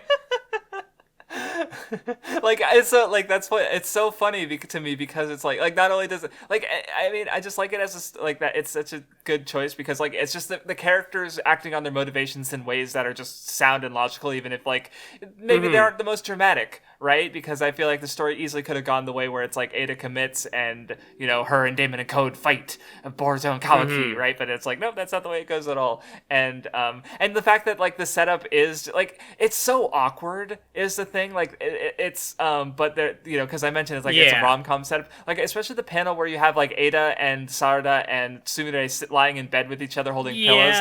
It's it's so forced, right? Because Ada is literally forcing this, and it just makes it so weird and awkward. But it's that's the purpose, right? This is completely a forced rom-com setup, and she's trying to force this normal life, but it's nothing about this is normal, And I guess that's kind of a parallel to Kawaki in a way. Like, Naruto is trying everything he can to give Kawaki a normal life, but people still ostracize him, and he's still considered a threat. So, and Kawaki like recognizes that, and he's like, this can't continue. Is sort of the decision he comes to. And what you made me realize, because like the fact that Ada makes it so Kawaki is literally Boruto or Naruto's son. Because I was thinking about, so we haven't read JoJo's Bizarre Adventure, but I remember from some of this, like there was an analysis post about Dio and how like, because I know you've at least watched enough of it that Jonathan and Dio become two children under George Joestar. And I just remember someone pointing out, and I noticed it even more when I reread it, but just like how Jonathan's dad is very much kind of like, he's always saying like, you're my son, Dio, you're my son. And like, he's even treating him differently. Like, he's very harsh and strict with Jonathan, and like, he'll beat him and stuff where he won't touch Dio. So there's a level at which like, he's treating Dio like an outsider, even as he's constantly saying he's his son, right? And so I feel like with Kawaki, like, when does Naruto say to Boruto, you're my son, right? Like, he doesn't need to say it with Boruto because it's a given, like you just look at them and it's like, oh, blonde hair, blue eyes, that's their father and son, right? Where with Kawaki, he has to say like, you are my son. He has to drill it home. And like, so even Naruto, even though he is such a positive influence on Kawaki, there's still a level of alienation there, right? Yeah. I really love the way that Kawaki kind of parallels, where Naruto started as being like an outcast and everyone giving him weird looks and wanting him dead and stuff like that. And like, the kind of we don't get a lot of it, and I'm very curious to see like whenever Naruto comes back, like if that goes anywhere, that like when he sees Kawaki kill Boruto, like he's like really struggling internally. Oh my God. That, like, yeah. Sumire even catches, like, he seems to be brooding over something, but it's like he wants so badly to like give Kawaki a good life because Naruto understands what Kawaki's going through, but at the same time he has to like, he sees his son get murdered right in front of him, and it's like, of course he can't just not feel that, right? Like, like the line I brought up during the Trigun section, I think of, or no, maybe it was a different one, but the idea of like your child being like your heart ripped out of you and given a physical form, right? Like, because Naruto was able to put aside that hatred when it came to Pain and reach out to him, even though he was the one who killed Jiraiya. And so he has to do that, but for his own fucking son, his own flesh and blood, like, right? In regards to Kawaki, his other son, as he keeps saying, but like as much as he keeps saying it, like there's still that disconnect there, and it's God, it's good drama. It feels real, like that disconnect after that happens, because it's definitely, he's putting on more of a face at that point, and it's like he is still like trying. He's doing his best, but like where his heart might have fully been in it before, it's like now kind of half-hearted. Yes, because God. And the other thing about the I was kind of alluding to this last time, but even just the part with like Kawaki killing Boruto and how Boruto was like, because Boruto's losing himself to Momoshiki. And so he's like, okay, well, Momoshiki's too strong, right? Like, there's no one who can really stand up to him. So the only way to really stop him is to just die. And he makes that sacrifice to protect the village, right? Like, again, you could also compare that to Sasuke, who was also willing to, like, in cutting off himself and like making that sacrifice, to save the world, basically, right? Like, Boruto's willing to go through that sacrifice. I was just gonna say is because like seeing that play out in the anime framed. Another part of the reason I want to rewatch Boruto now, having a better picture of like seeing where it's all going, because there was one arc in particular that I really wasn't into, which was also dealing with the theme of sacrifice. And now thinking and I was like, I don't know if I agree with this message. But now thinking back to it, it's like, oh, this arc was written with in mind of what happens in this arc, because they even talk about sacrifice before, I think I was mentioning, and just like I think there maybe it was even earlier in the tuning exam stuff of Sasuke mentioning to Boruto about like the idea of making a sacrifice for the like being able to make that call when the time comes. And it was about this moment, right? Of just, and because it is so impactful to like Naruto's mindset and just like the fact that Kawaki is still wants to kill Boruto, right? Like when he's talking later, it's like, man, it sucks that like I didn't finish the job, like that, and they're like, what the fuck are you talking about? So yeah. Yeah, and also just like, the conflict of like ninja tools and ninjas as tools, like Code is inherits the will of the Otsutsuki, so it's like he's working for them. And like Kawaki in particular, like he says that everything he does is for Naruto, like even to the point that it's like whether Naruto agrees or not. So like Kawaki is doing everything he can to be a tool for someone else. And like, but also the fact that his body is like a ninja tool itself. So like, there's just a lot of different even though he's pulled away from, Jigen's abuse, he still has that mindset. Like he still can't so easily just shake that shit. Like, he is given like a personal connection to karma now. So it's like, he still feels the desire or need to like be a weapon and not just a person. And and it's even to the point where like he hates himself for doing it too. Like in that conversation with Ada before her omnipotence kicks in, that like he mentions like, why does it have to be the Hokage's son? Like, why can't it be like a worthless outcast like me? He does not see value in himself as an individual. And he's also a very good character. Also, I agree. Because that was also kind of like something that Mirai was struggling with. Like, she had kind of self-worth issues because of these high expectations placed on her. So I just like how these ideas are recurring throughout different conflicts across the series. But yeah, Kawaki also, tapping into the karma and getting Jigen's abilities to like shrink stuff. I don't know, it added to some interesting like tactical scenarios, like with him able to counter Code's powers, and also like Kawaki's in the vents. Like stuff like that happening. And also I like something Amogus. Kawaki vented. Oh no, oh my god, that's why he killed Boruto, because he's the traitor. Oh my god, what have I done? What have you done? But I was gonna say about Momoshiki, I think his like just the fact, like, I don't know, because again he is like a Kurama kind of example, okay, where he's just like this voice in Naruto's or Boruto's head, like Kurama, but like I just think his character goes a neat way where he literally sacrifices his ability to reincarnate because he'd rather continue to exist as a soul in Boruto's head than not exist at all. And just like especially like the mean-spiritedness of it, where he like wants to see Boruto fall and crumble to the circumstance, because he's right ahead in the manga. He knows what's gonna happen to Boruto, and he wants to see the stuff. And then of course he ultimately doesn't get what he wants because Boruto's like, okay, I'll deal with it. And Momoshiki's like, what the fuck is wrong with you? So I'm curious to see what will happen with Momoshiki's like will he get a moment like with Kurama where he comes to like click with Boruto and be like, okay, or is he just going to continue being a piece of shit, right? So, I don't know. I'm curious as to how that will, it is interesting that Boruto kind of has his own Kurama in that way. Yeah.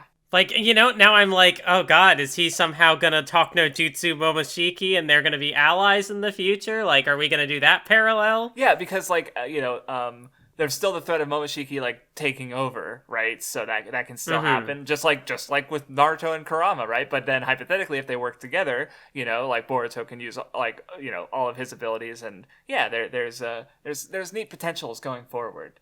There's another cooldown period where they're talking about stuff, and then we get the moment I talked about earlier with Shikamaru's trap for Code, where he goes in with Amado. Delta's back. I appreciated that Shikamaru got some moments to shine in this reading. Yeah, and I feel like he's definitely like him and Amado are really notable contrasts because they're both very intelligent characters. And the fact that Shikamaru's even willing to like get his hands dirty in a sense and do sneakier, underhanded things. Like he's not. A more like he's willing to do do this negotiations with bad people and tricky stuff to get what he feels like is best for the village. And yeah. And I definitely, I don't know. One thing I'm glad for is because I was spoiled on Kashin Koji being, Jiraiya clone, because that was a talking point when that dropped. But I will say I'm pretty glad that I basically haven't really been spoiled to anything else. Yeah, because Delta coming back was like, oh, okay, as an ally now apparently, that's a choice. Yeah, it definitely clicked into place when getting Amato's backstory about like his daughter, and then it's like, Delta's like a clone cyborg thing, and then sure enough, it's like, yeah, Delta was his attempt at reincarnating his daughter through technology. Yes, that interesting backstory stuff for him, as I mentioned earlier. I also really like how some of how Ada's charm can just like impact different people differently, because like you get someone like Shikamaru who's very good at like fighting it off, but then Delta is like, oh, the simple types just completely crumble. And it was kind of like, I feel like Chocho also had kind of a similar reaction, because she's very like idolizes romance, and so like Delta just completely like, oh, she's cute, and just crumbles immediately. Well, yeah, Shikamaru, he's a married man, his heart's with another woman, but also he can't completely resist Ada either. And then we also apparently find out that I think Sumire and Sarada are somehow immune to her powers. Yeah, I'm curious about what it is. If it's like, because my first thought was like already experiencing love, but it can't be that. Exactly, because obviously, Shikamaru doesn't love Tamari. Like, no, of course he does, right? Like, yeah. So my thought could maybe be like, it doesn't work on someone who is already infatuated with an Otsutsuki, if that's the association. Maybe because they might have okay, that's a fair point. Well, because like it's very blatantly stated with Sumire, and with Sarada, it's like she's never said it, but like everyone knows. Of course, right? So yeah, that's definitely an interesting possibility, but I am curious as to how that will get followed up on. And I like how they use the awareness of Ada's powers. Like, I just remembered how, like, when, like, Shikamaru's basically, he negotiates with her by explaining what's going on to everybody else and being like, yeah, she's watching us, so she should, if she's down with the deal, then she is, right? Like, she's got I don't know, just the fact, especially with these two, Daemon and Ida, is that they just have such powerful abilities that it's interesting to think about, like, how they can be, like the fact that Ada's power doesn't work on like mental communication, right? Or like she can only, she can only see and hear, so therefore she has to infer things on her own. There's like a lot of new mechanics that really, the like telepathy sort of like mind transfer, not transfer, but like the mental connection stuff, like, was already established, but just seeing it get more prominence is interesting. And then with Daimon, it's just really interesting for me to think about, like, how do you fight someone without having intent to hurt them, right? Like, you hit them accidentally, like, are they gonna, like, like Luffy fighting Enel and just, bouncing his fists off the wall to, give them a random trajectory, like something like that. Like, I don't know, it's just interesting to think about, because I expect they'll get, or, Daemon in particular is going to hopefully, for his sake, get his fight, right? Of just like, and I don't know, or maybe he'll just get something more anticlimactic. I have no idea. Just interesting about, because they are interesting powers, and I don't know, I was just thinking about how we talked about the last mission lately and how they introduced a whole different, or In, or whatever it was called. It's a new Nen. What's different about it from regular Nen? I don't know. Like, it's just kind of dumb. But in this case, I feel like having these powers that like more like superpowers, like they're connected to Otsutsuki, so they make sense, and they're different from chakra, so they're able to do stuff that doesn't have the sort of, again, like sort of how Nen has specialist abilities, where it's just like, how do these powers work? They just do. Shut the fuck up, right? Like, it's kind of got that attitude towards it. Yeah, I think it's also like where Naruto left off. I feel like, I'm not like, the fact that the new power ceiling is like the level of gods. It's like, it progresses logically, I guess.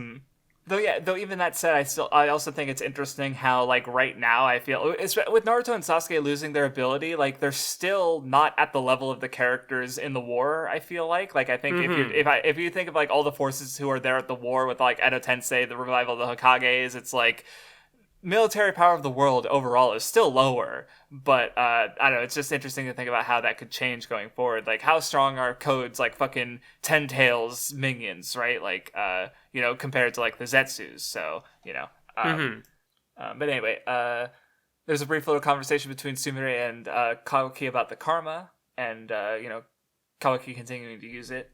Oh, yeah, like, Sumire being present in this conflict definitely makes more sense with the anime context, yes. And I think we talked about that in the last reading, too. Really wanted to talk about it because, like, it's so good, the fact that... Because I was literally watching it, it's like, oh yeah, Sumire Kawaki talking, and then she starts bringing up her dad and contrasting them with how the fact that they had these father figures who were using them as tools. And I'm like, oh my god, that's so good! And I knew that was an anime original, and it's like...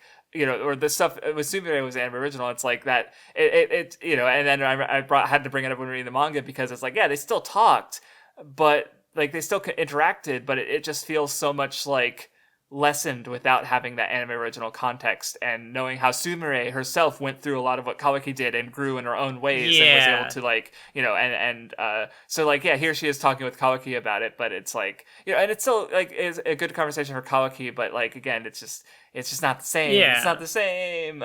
And like her kind of being attempting to be a tool, inheriting someone else's will and that not working out, like... So it's almost like, yeah, she can connect with Kawaki on that level, but, I'm really glad that the manga is doing something with Sumire now, because, like, obviously, if she's not influenced, she has to play a role in part 2, even if it's, like, something that the anime will probably give her even more to do, but I'm just, like, she is a good character, and I want to see more. Yeah, So Kawaki gets to the where Code is doing his shit, but they end up taking Amado away anyway. And of course we get the great, as we talked about earlier with Amado just being so conniving and because he literally it's interesting because he literally unlocks Code's power like that. We get the worst possible scenario. And then it's just like he's still able to just completely diffuse it and ultimately depower him by taking away Ida and Daemon. Like, and the fact that Daemon like literally kicks Code's ass, right? Like, it's such an interesting. I don't know. I thought it was a neat choice to have because he to have him like, oh yeah, Code's stronger than ever, and it's just like, yeah, but Konoha still got all the cards. So at the end of it, so yeah, which makes sense, especially knowing, like, maybe I thought it was a little weird going through the first time, but, like, think about it now after the fact of seeing how the reading ends with the time skip and stuff, like, this, it's a good direction. It just wasn't the one. I'm literally, like, in my head, this was, like, the Code Arc, and then this is what happens with Code. He, like, literally he just gets his ass beat, and it's like, that's it? That's Code? Is it the Code Arc? Is it the Ada Arc? Because, yeah, she ends up being way more, like, central to, like, what happens overall, I'd say. Even though Code's the one primarily moving events. But, yeah. Okay. I feel like I've already... since we've gone forward a bunch, we've already kind of talked about a lot of things coming up. So I'm just going to scroll through. Yeah. If you want to do... You do get a little scene with Boruto and Hinata where, like...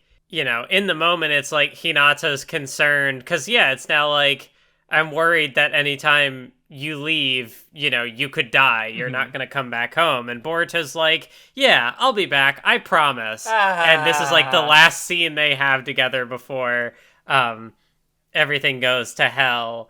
And yeah, it's like, it definitely has that energy to it where it's like, oh, okay, he's not going to be back for a while. Mm-hmm.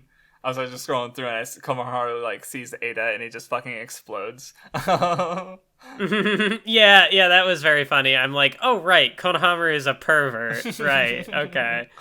Oh yeah, and Himawari mentioning like maybe I'll become a ninja to help out. Yeah, which I'm interesting anime. So she's already in Ninja Academy in the Boruto anime by this point. Okay. So like there's whole ass.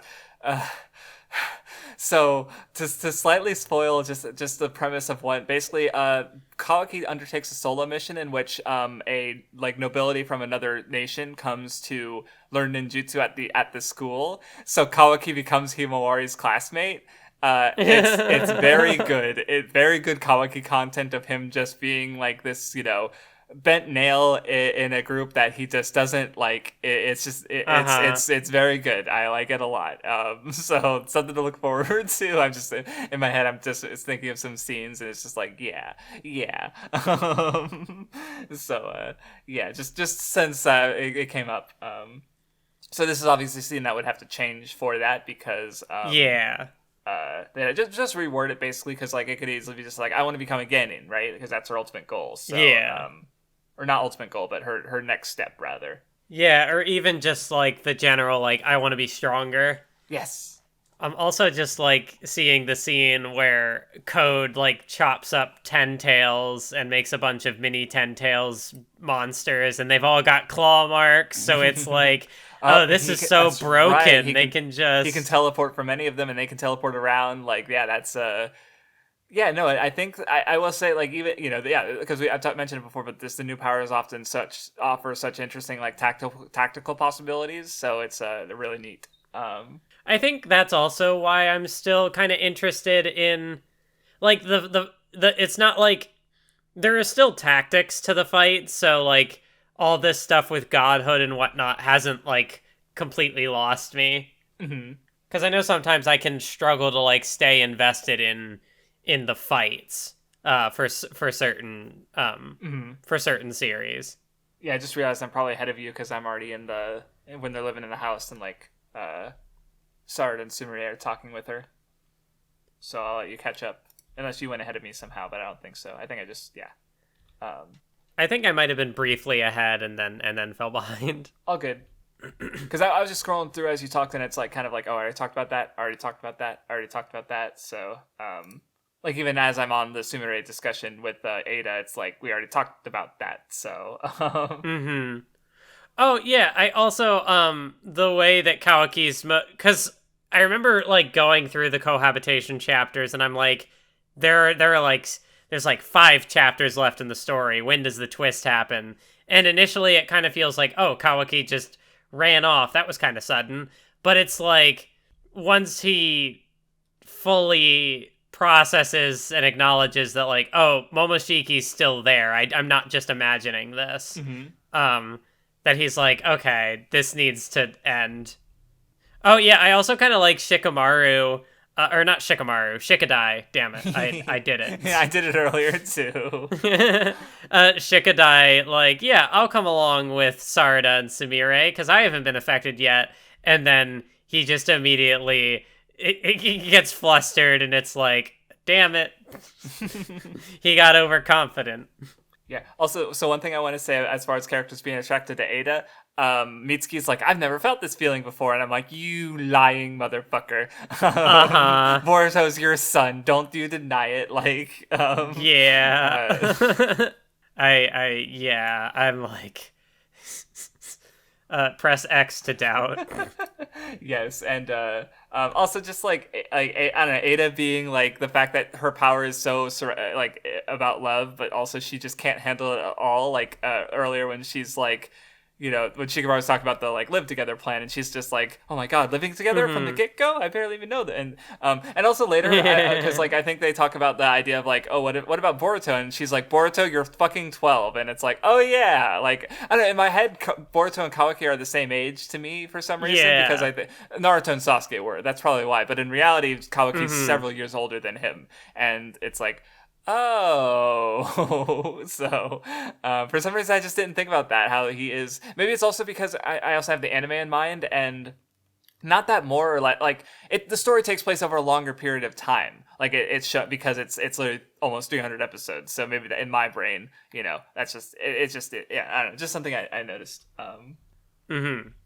I also like how with Daemon, like even if you just feel murderous intent towards him, it like gets reflected. Like, so Boruto's like, I'm not gonna test it, and Kawaki's like, all right. And then just wham. I love the idea of just they look at Damon and then he just says something like that pisses them off and they just like get hurt by nothing, and it's so like, I don't know, it's just comedic in itself, I think. Like I don't know, and just this whole section, just this awkward love comedy is, I don't know, it's something else. It's something else. Yeah. I also when like Ada's trying to get love advice. And she's just like, what do you think about Boruto? And then Sarada's suddenly, like, thrown off, like, huh? Another interaction that's just one of those, like, hold up, is when Daemon meets Himawari. And he's just like, what is that demon inside of you? Like, and because we've seen it before, like, you've probably seen the short, it's adapted into Boruto as well, but there's, like, a short OVA with Himawari like having, the day Naruto became Hokage, where she like awakens the Byakugan, and then she like, I love the cut where she punches Naruto in the stomach and you see him being in pain, and then it cuts to Kurama also being in pain and having the exact same expression. Like, it's so funny. But like the fact that Himawari as like a fucking 5-year-old fucking cook out the Hokage, right? Obviously, she's his daughter, so he's like not, he's not actually fighting her, but like she has an astounding talent within her that really hasn't been touched on in either anime or manga, but it's been hinted at. And it's definitely like, okay, where are you going with Himawari? Where are you going with her? I want to know, because like the fact that Damon has like he's literally met Boruto and Kawaki, but Himawari is more notable to him. Like, that's interesting. Like, they have fucking Otsutsuki shit going on. They have gods inside of him, and he's like, but Himawari though. I'm like, what the fuck? Yeah, it definitely recontextualizes that like chapter, the day Naruto became Hokage, because it's like, oh, it's just little shenanigans, it's funny, and even like that scene, they kind of play it off as Boruto thinking like, oh no, you can't be interested in her, you're too young, I won't allow this. Be a big brother mode. And also just like Daemon's a little shit. Fair, exactly. He's literally called Daemon, right? Like, as in demon, he's like, he ain't avoiding that. So yeah, I will say, like, a lot of this arc is neat, but maybe why I wasn't connecting with this first is because a lot of it is setup. Really interesting setup, but it's with a very, very fucking good like reveal at the end and plot direction. But it's all very neat. God, and now I'm at the conversation with Kawaki, Hinata, and Naruto. Yep. So okay, like, because the way he's just like, I didn't finish the job, and Hinata is fucking getting pissed at him. But even like, again, Kawaki, like you said earlier, Kawaki accepting this sort of like self-hatred of just like only a crazy person could kill their brother, right? Like, he's still accepting Boruto, like he accepts it as his family, but like he's just. And he's even said like, I'm gonna make the world safe for you, and you can kill me if you want when it's all done. Like, he's willing to accept Naruto's hatred, but he's still gonna do it, right? And it's just Yeah, it's definitely something I can kind of feel a bit more strongly now. Just like seeing someone else be so hard on themselves, and it's like with Kawaki in particular, it's like they are giving him all the tools he needs to change and improve, and he's like, no, I'm just gonna stay miserable and worthless, because it's like he thinks he's doing the right thing, and it's so obviously like anyone who cares about him is like, why are you doing this? There's a line I'm trying to find.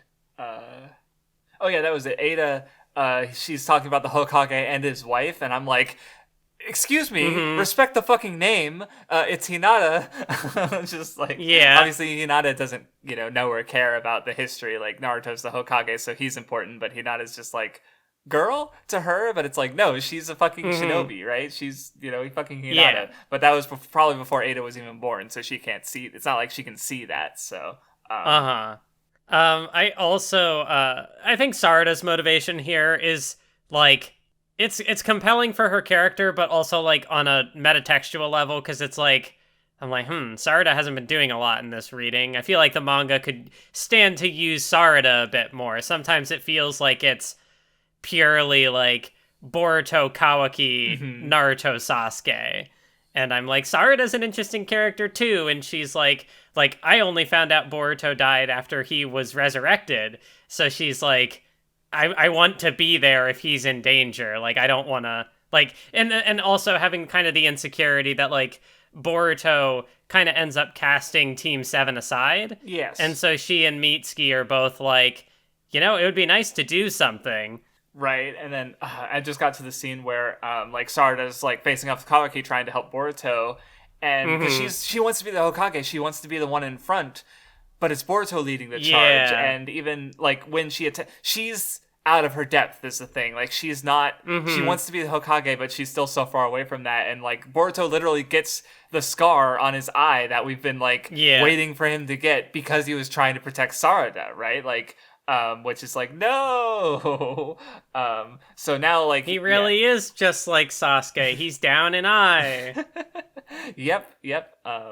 And God, the scene where, like, I'm trying to think what other. When's the other time that this happens? Where, like, a bunch of shinobi gang up on someone who's, like, ultra powerful and they have him, like, pinned down and they somehow manage to escape. Maybe I'm thinking of, like, the Momoshiki fight, or maybe it's that does happen in the tuning exams with Neji, where a bunch of teachers, like, stop him. Yeah, I don't remember exactly how it played out, but I thought I had was in the Tenchi Bridge with Orochimaru, but that's not really a bunch of ninjas, but he does escape when they try to pin him down. So I don't know. I think it is cool to see that, like, even though Boruto and Kawaki are, like, ascending to godhood, like, the village can still collectively, have ways to, between, like, Mitsuki's, like, stretchiness, like, being able to block the karmic absorption because it's not a jutsu, and, shadow possession being able to stop, like, it was able to stop Ada despite her being, like, omnipotent and stuff, and it's, because, like, it's not a jutsu that directly harms, and then kind of the same with Kawaki, where, like, he can't shrink because he's, like, paralyzed, and he can't absorb the jutsu because Mitsuki's cutting him off. Yes. So it just feels like there could be some interesting, obviously they're not going to fight Kawaki for a while, but even against Boruto, be interesting limitations. Also, an interesting interaction is because Momoshiki's the one who helps Kawaki escape. And I was just thinking about how it's like, he's so interested in seeing, like, what happens with Boruto and seeing how Boruto reacts to it, that he's willing to, like, because like, Shikamaru even notes, it's like, wait a minute, Kawaki wants to kill the Otsutsuki, so why is an Otsutsuki helping him, right? But it's like, because he just wants the world to fucking burn. That's what it is, right? Fucking, he's such a piece of shit. But yeah, then Ada separates, runs into Kawaki, and he sort of he explains this whole shit and is about, like, why did it have to be Boruto, and just, like, the problem he's in, and Ada, like, so, and then we get the fucking thing that happens that's just so fucking wild, and it's really good. Even Momoshiki's grinning like a shithead, of course. Well, I guess one quick thing is I want to say is because I actually saw this meme, but it still didn't spoil me about Boruto, because I think one of the examples I saw was it was Itadori from Jujutsu Kaisen while season 2 was going, and they said, please take all of his suffering and put it on a Boruto. Basically, I didn't realize that was literally something that happens in Boruto. Like, that's literally what happens, is Ada puts all of Kawaki's suffering onto Boruto.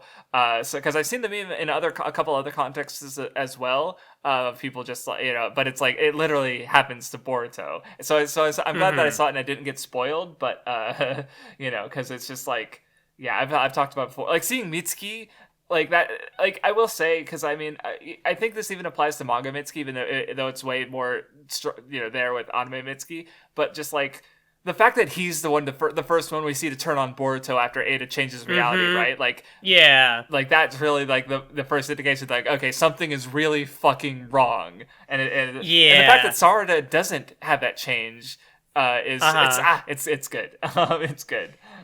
Yeah, just like that's another thing where like Mitsuki doesn't get a whole lot to do in the manga. Like we know that Boruto's his son, but like you only really get the aside from like the one story with Orochimaru. Yes. Like it's the anime that really substantiates that. Like I'm going through an arc that focuses on Mitsuki and his will right now, and it's like yeah, it adds a lot more context to Mitsuki turning on him. Right, no, it's like, and because I've said it before, but the Mitsuki retrieval arc is like my second favorite arc in the Boruto anime because like it hits. I like non-human characters exploring that ascension to struggling with their humanity basically. So it's like you got Mitsuki and you got the Agata. It's like my shit basically. Mm-hmm. So yeah, no, absolutely, and I like that arc especially for what it gives to Mitsuki and God. Yeah, that like that in that arc, it's like.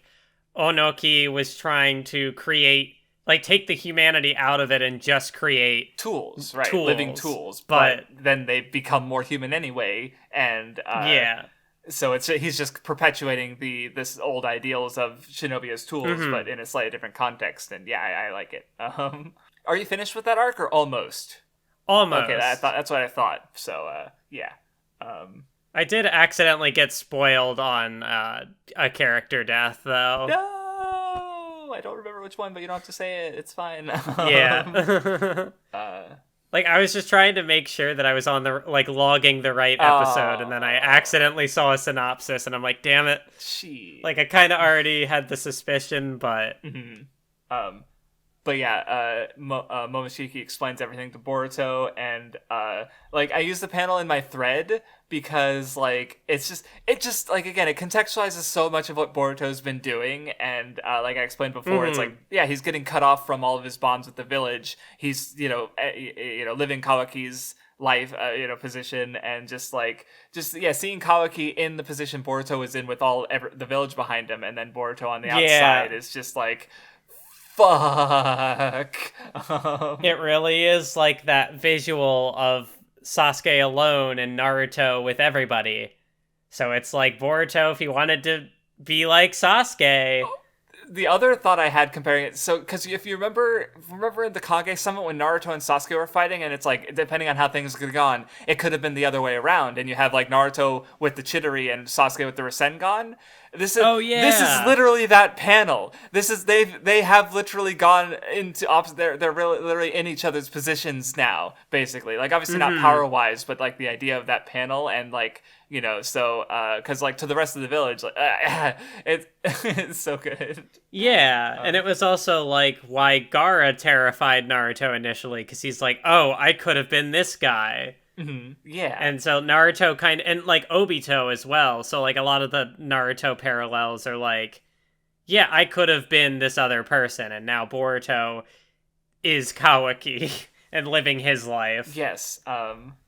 Another thing that happens is Sarada gets her Mangekyo Sharingan because of this like loss she's experienced through Boruto and Naruto as well, I'd say, but probably mostly Boruto. That moment is so good because like even though Sasuke was influenced like because of the connection he and Sarada have built up over time, where it's just like a real like thinking back to Scarlet Spring, where he didn't even recognize Sarada and was willing to kill her, thinking she was like a spy or something, or someone out to get him. And then to now, like all of his memories and instincts have been rewritten, but Sarada being like very like, this is the only selfish thing I'll ever ask you. Especially what you made me realize that I hadn't thought about before is the fact that like just the way you point out the Mangekyo Sharingan, because Sasuke. Like, he's gone through this journey. He is the one, like, as an Uchiha, the only other Uchiha, he's the one who understands, like, the Sharingan the most, right? And so, like, him having this mental... Boruto literally just killed his best friend, right? Like, and that's in his mind, that's what he just experienced. But the fact that, like, Sarada is telling him otherwise, and the fact that her Mangekyo appeared, right? Like, he, like... How else could that fucking happen if there wasn't some truth like him seeing that like help is part aside from also Sarada saying like this is the one selfish thing I'm going to ask, right? Like just like pushing Sasuke to be more accepting of Boruto's circumstances, even though he had in his mind that's just like that's just not reality, right? That's not what happened because it's good. Yeah, and like how even Sasuke like has his suspicions, like, why do you have the headband I gave to Kawaki? And like, why do you have Momoshiki's powers? But like the omnipotence just like slowly chips away at those like doubts. So it's like he is entirely just operating on his belief in Sarada, and I think that's awesome. Yeah, well, it's just like, they've come so far. Yeah, no, because I was gonna say, just like, reconciling Sasuke's perspective a bit, it's kind of like when you're in a dream, and because I've woken up from so many dreams being like, what the fuck? But obviously in the dream, it is just your reality, right? And you just accept whatever things are happening as fact, right? Because it's happening in front of you, and that's just what it's like for Sasuke, where it's like, this is his reality. It's kind of like, what if we took the idea of the infinite Tsukuyomi and twisted it a bit, and then did that to where like it was you describing it as like a dream. It was I didn't kind think of about it like that, but parallel. no, that makes sense. Yeah. God. I could, but like the thing with how Sarada's Sharingan are handled, like, I don't know. Did people complain about Scarlet Spring when she just awoke her Sharingan? Like, people complain because of, about like, looking everything, for Sasuke, but or really, something. I don't know. Yeah, I really don't know. Yeah, and like, I just see like, oh, she just has this ability now. What the fuck? That's so, and it's like, no, it's good. Fuck you. And I'm curious to know what her power is, right? Because like Sasuke awoke his Sharingan after killing Itachi, not really killing Itachi, but really finding out everything about Itachi and learning like, oh, this is like realizing that not only that how much he loved Itachi, but also now what he lost, right? So but that created a moment where it's like, ooh, what are his powers going to be? Because they're all unique, right? And she should even have two powers, one for each eye. So it's like, so her potential is unlocked, and it's because like, if one thing has been clear about Sarada from this reading, it's that she's not able to keep up with Boruto and Kawaki, and now getting her Mangekyo Sharingan, and a potential kick in the pants of just like, oh yeah, I need to, if I want to be Hokage, like I need to be stronger, right? So very curious as to what Sarada's deal is going to be after the time skip. So what I think is also really interesting is that her eyes kind of look like a sun. And like with something I picked up on with Ada is that like when she uses her Senrigan, like one eye has like a moon design in it, and the other I think also has a sun. I need to check that again because that's interesting. I did not pick up on that. I definitely remember the moon in the eye, but interesting. Trying to check chapter covers. No, it looks like I'm looking at it, and it looks like there's a dark eye with a moon, and then her other eye. I don't know if her other eye is normal or if it just always looked like a moon, but I see what you mean about it's like a dot within a crescent moon, basically. So maybe the other eye isn't a sun, but there is a moon. And looking at her clothes, she has like planets and stars on her pants, so it's like there's definitely a motif there. But yeah, no, I hadn't thought about that in contrast. Like, I didn't really pick up on that, and now, adding to, like, Mitsuki calling Boruto his son, and then Sarada having sun-shaped Mangekyo is like, I'm curious as to what that'll... especially considering, like, the fact that the story is going beyond just one planet and being this very cosmic deal with the Otsutsukis. So, I also... What I don't remember with Sarada is, like, because... in Scarlet Spring, she only has, like, the one Tomoe, and there's usually 3. So I don't remember if she awoke any of the others in the manga, or if that's something the anime could potentially build on. Right. I don't remember. I did not keep track of when she awakened what and when and where, so... Actually, it might have been in the last arc when she got the third. Yeah. I think you're right. I think she did awaken... Yeah, get her... You're right. She did get her third Tomoe in the Kawaki arc, and she got her original Sharingan in the Scarlet Spring. So, thank you for reminding me, yes. Yeah, I also just love that, like, Sasuke is the one ally Boruto has... Because it's like, the teacher and the student are still hanging out. I also like how it ends, because we got, like, because Ada is actually, like, more on Boruto's camp in a sense, where she's like, yeah, Kawaki's being kind of a coward. I don't like that. So she's actually like, even though like the situation was, you know, caused by her powers, she's still like, you know, she's not unsympathetic to Boruto's position, right? Like, because she wasn't even fully aware of her ability, right? So, and then of course I love Momoshiki being like, haha, Boruto, the worst thing has finally happened to you, and he's like, I'll deal with it. I just yeah. Good. So yeah, and that's where it ends. Boruto's gonna get stronger. He's gonna follow his ninja way. He's gonna do what his dad would do because he respects his dad now. And he's Uzumaki motherfucking Boruto. Let's go.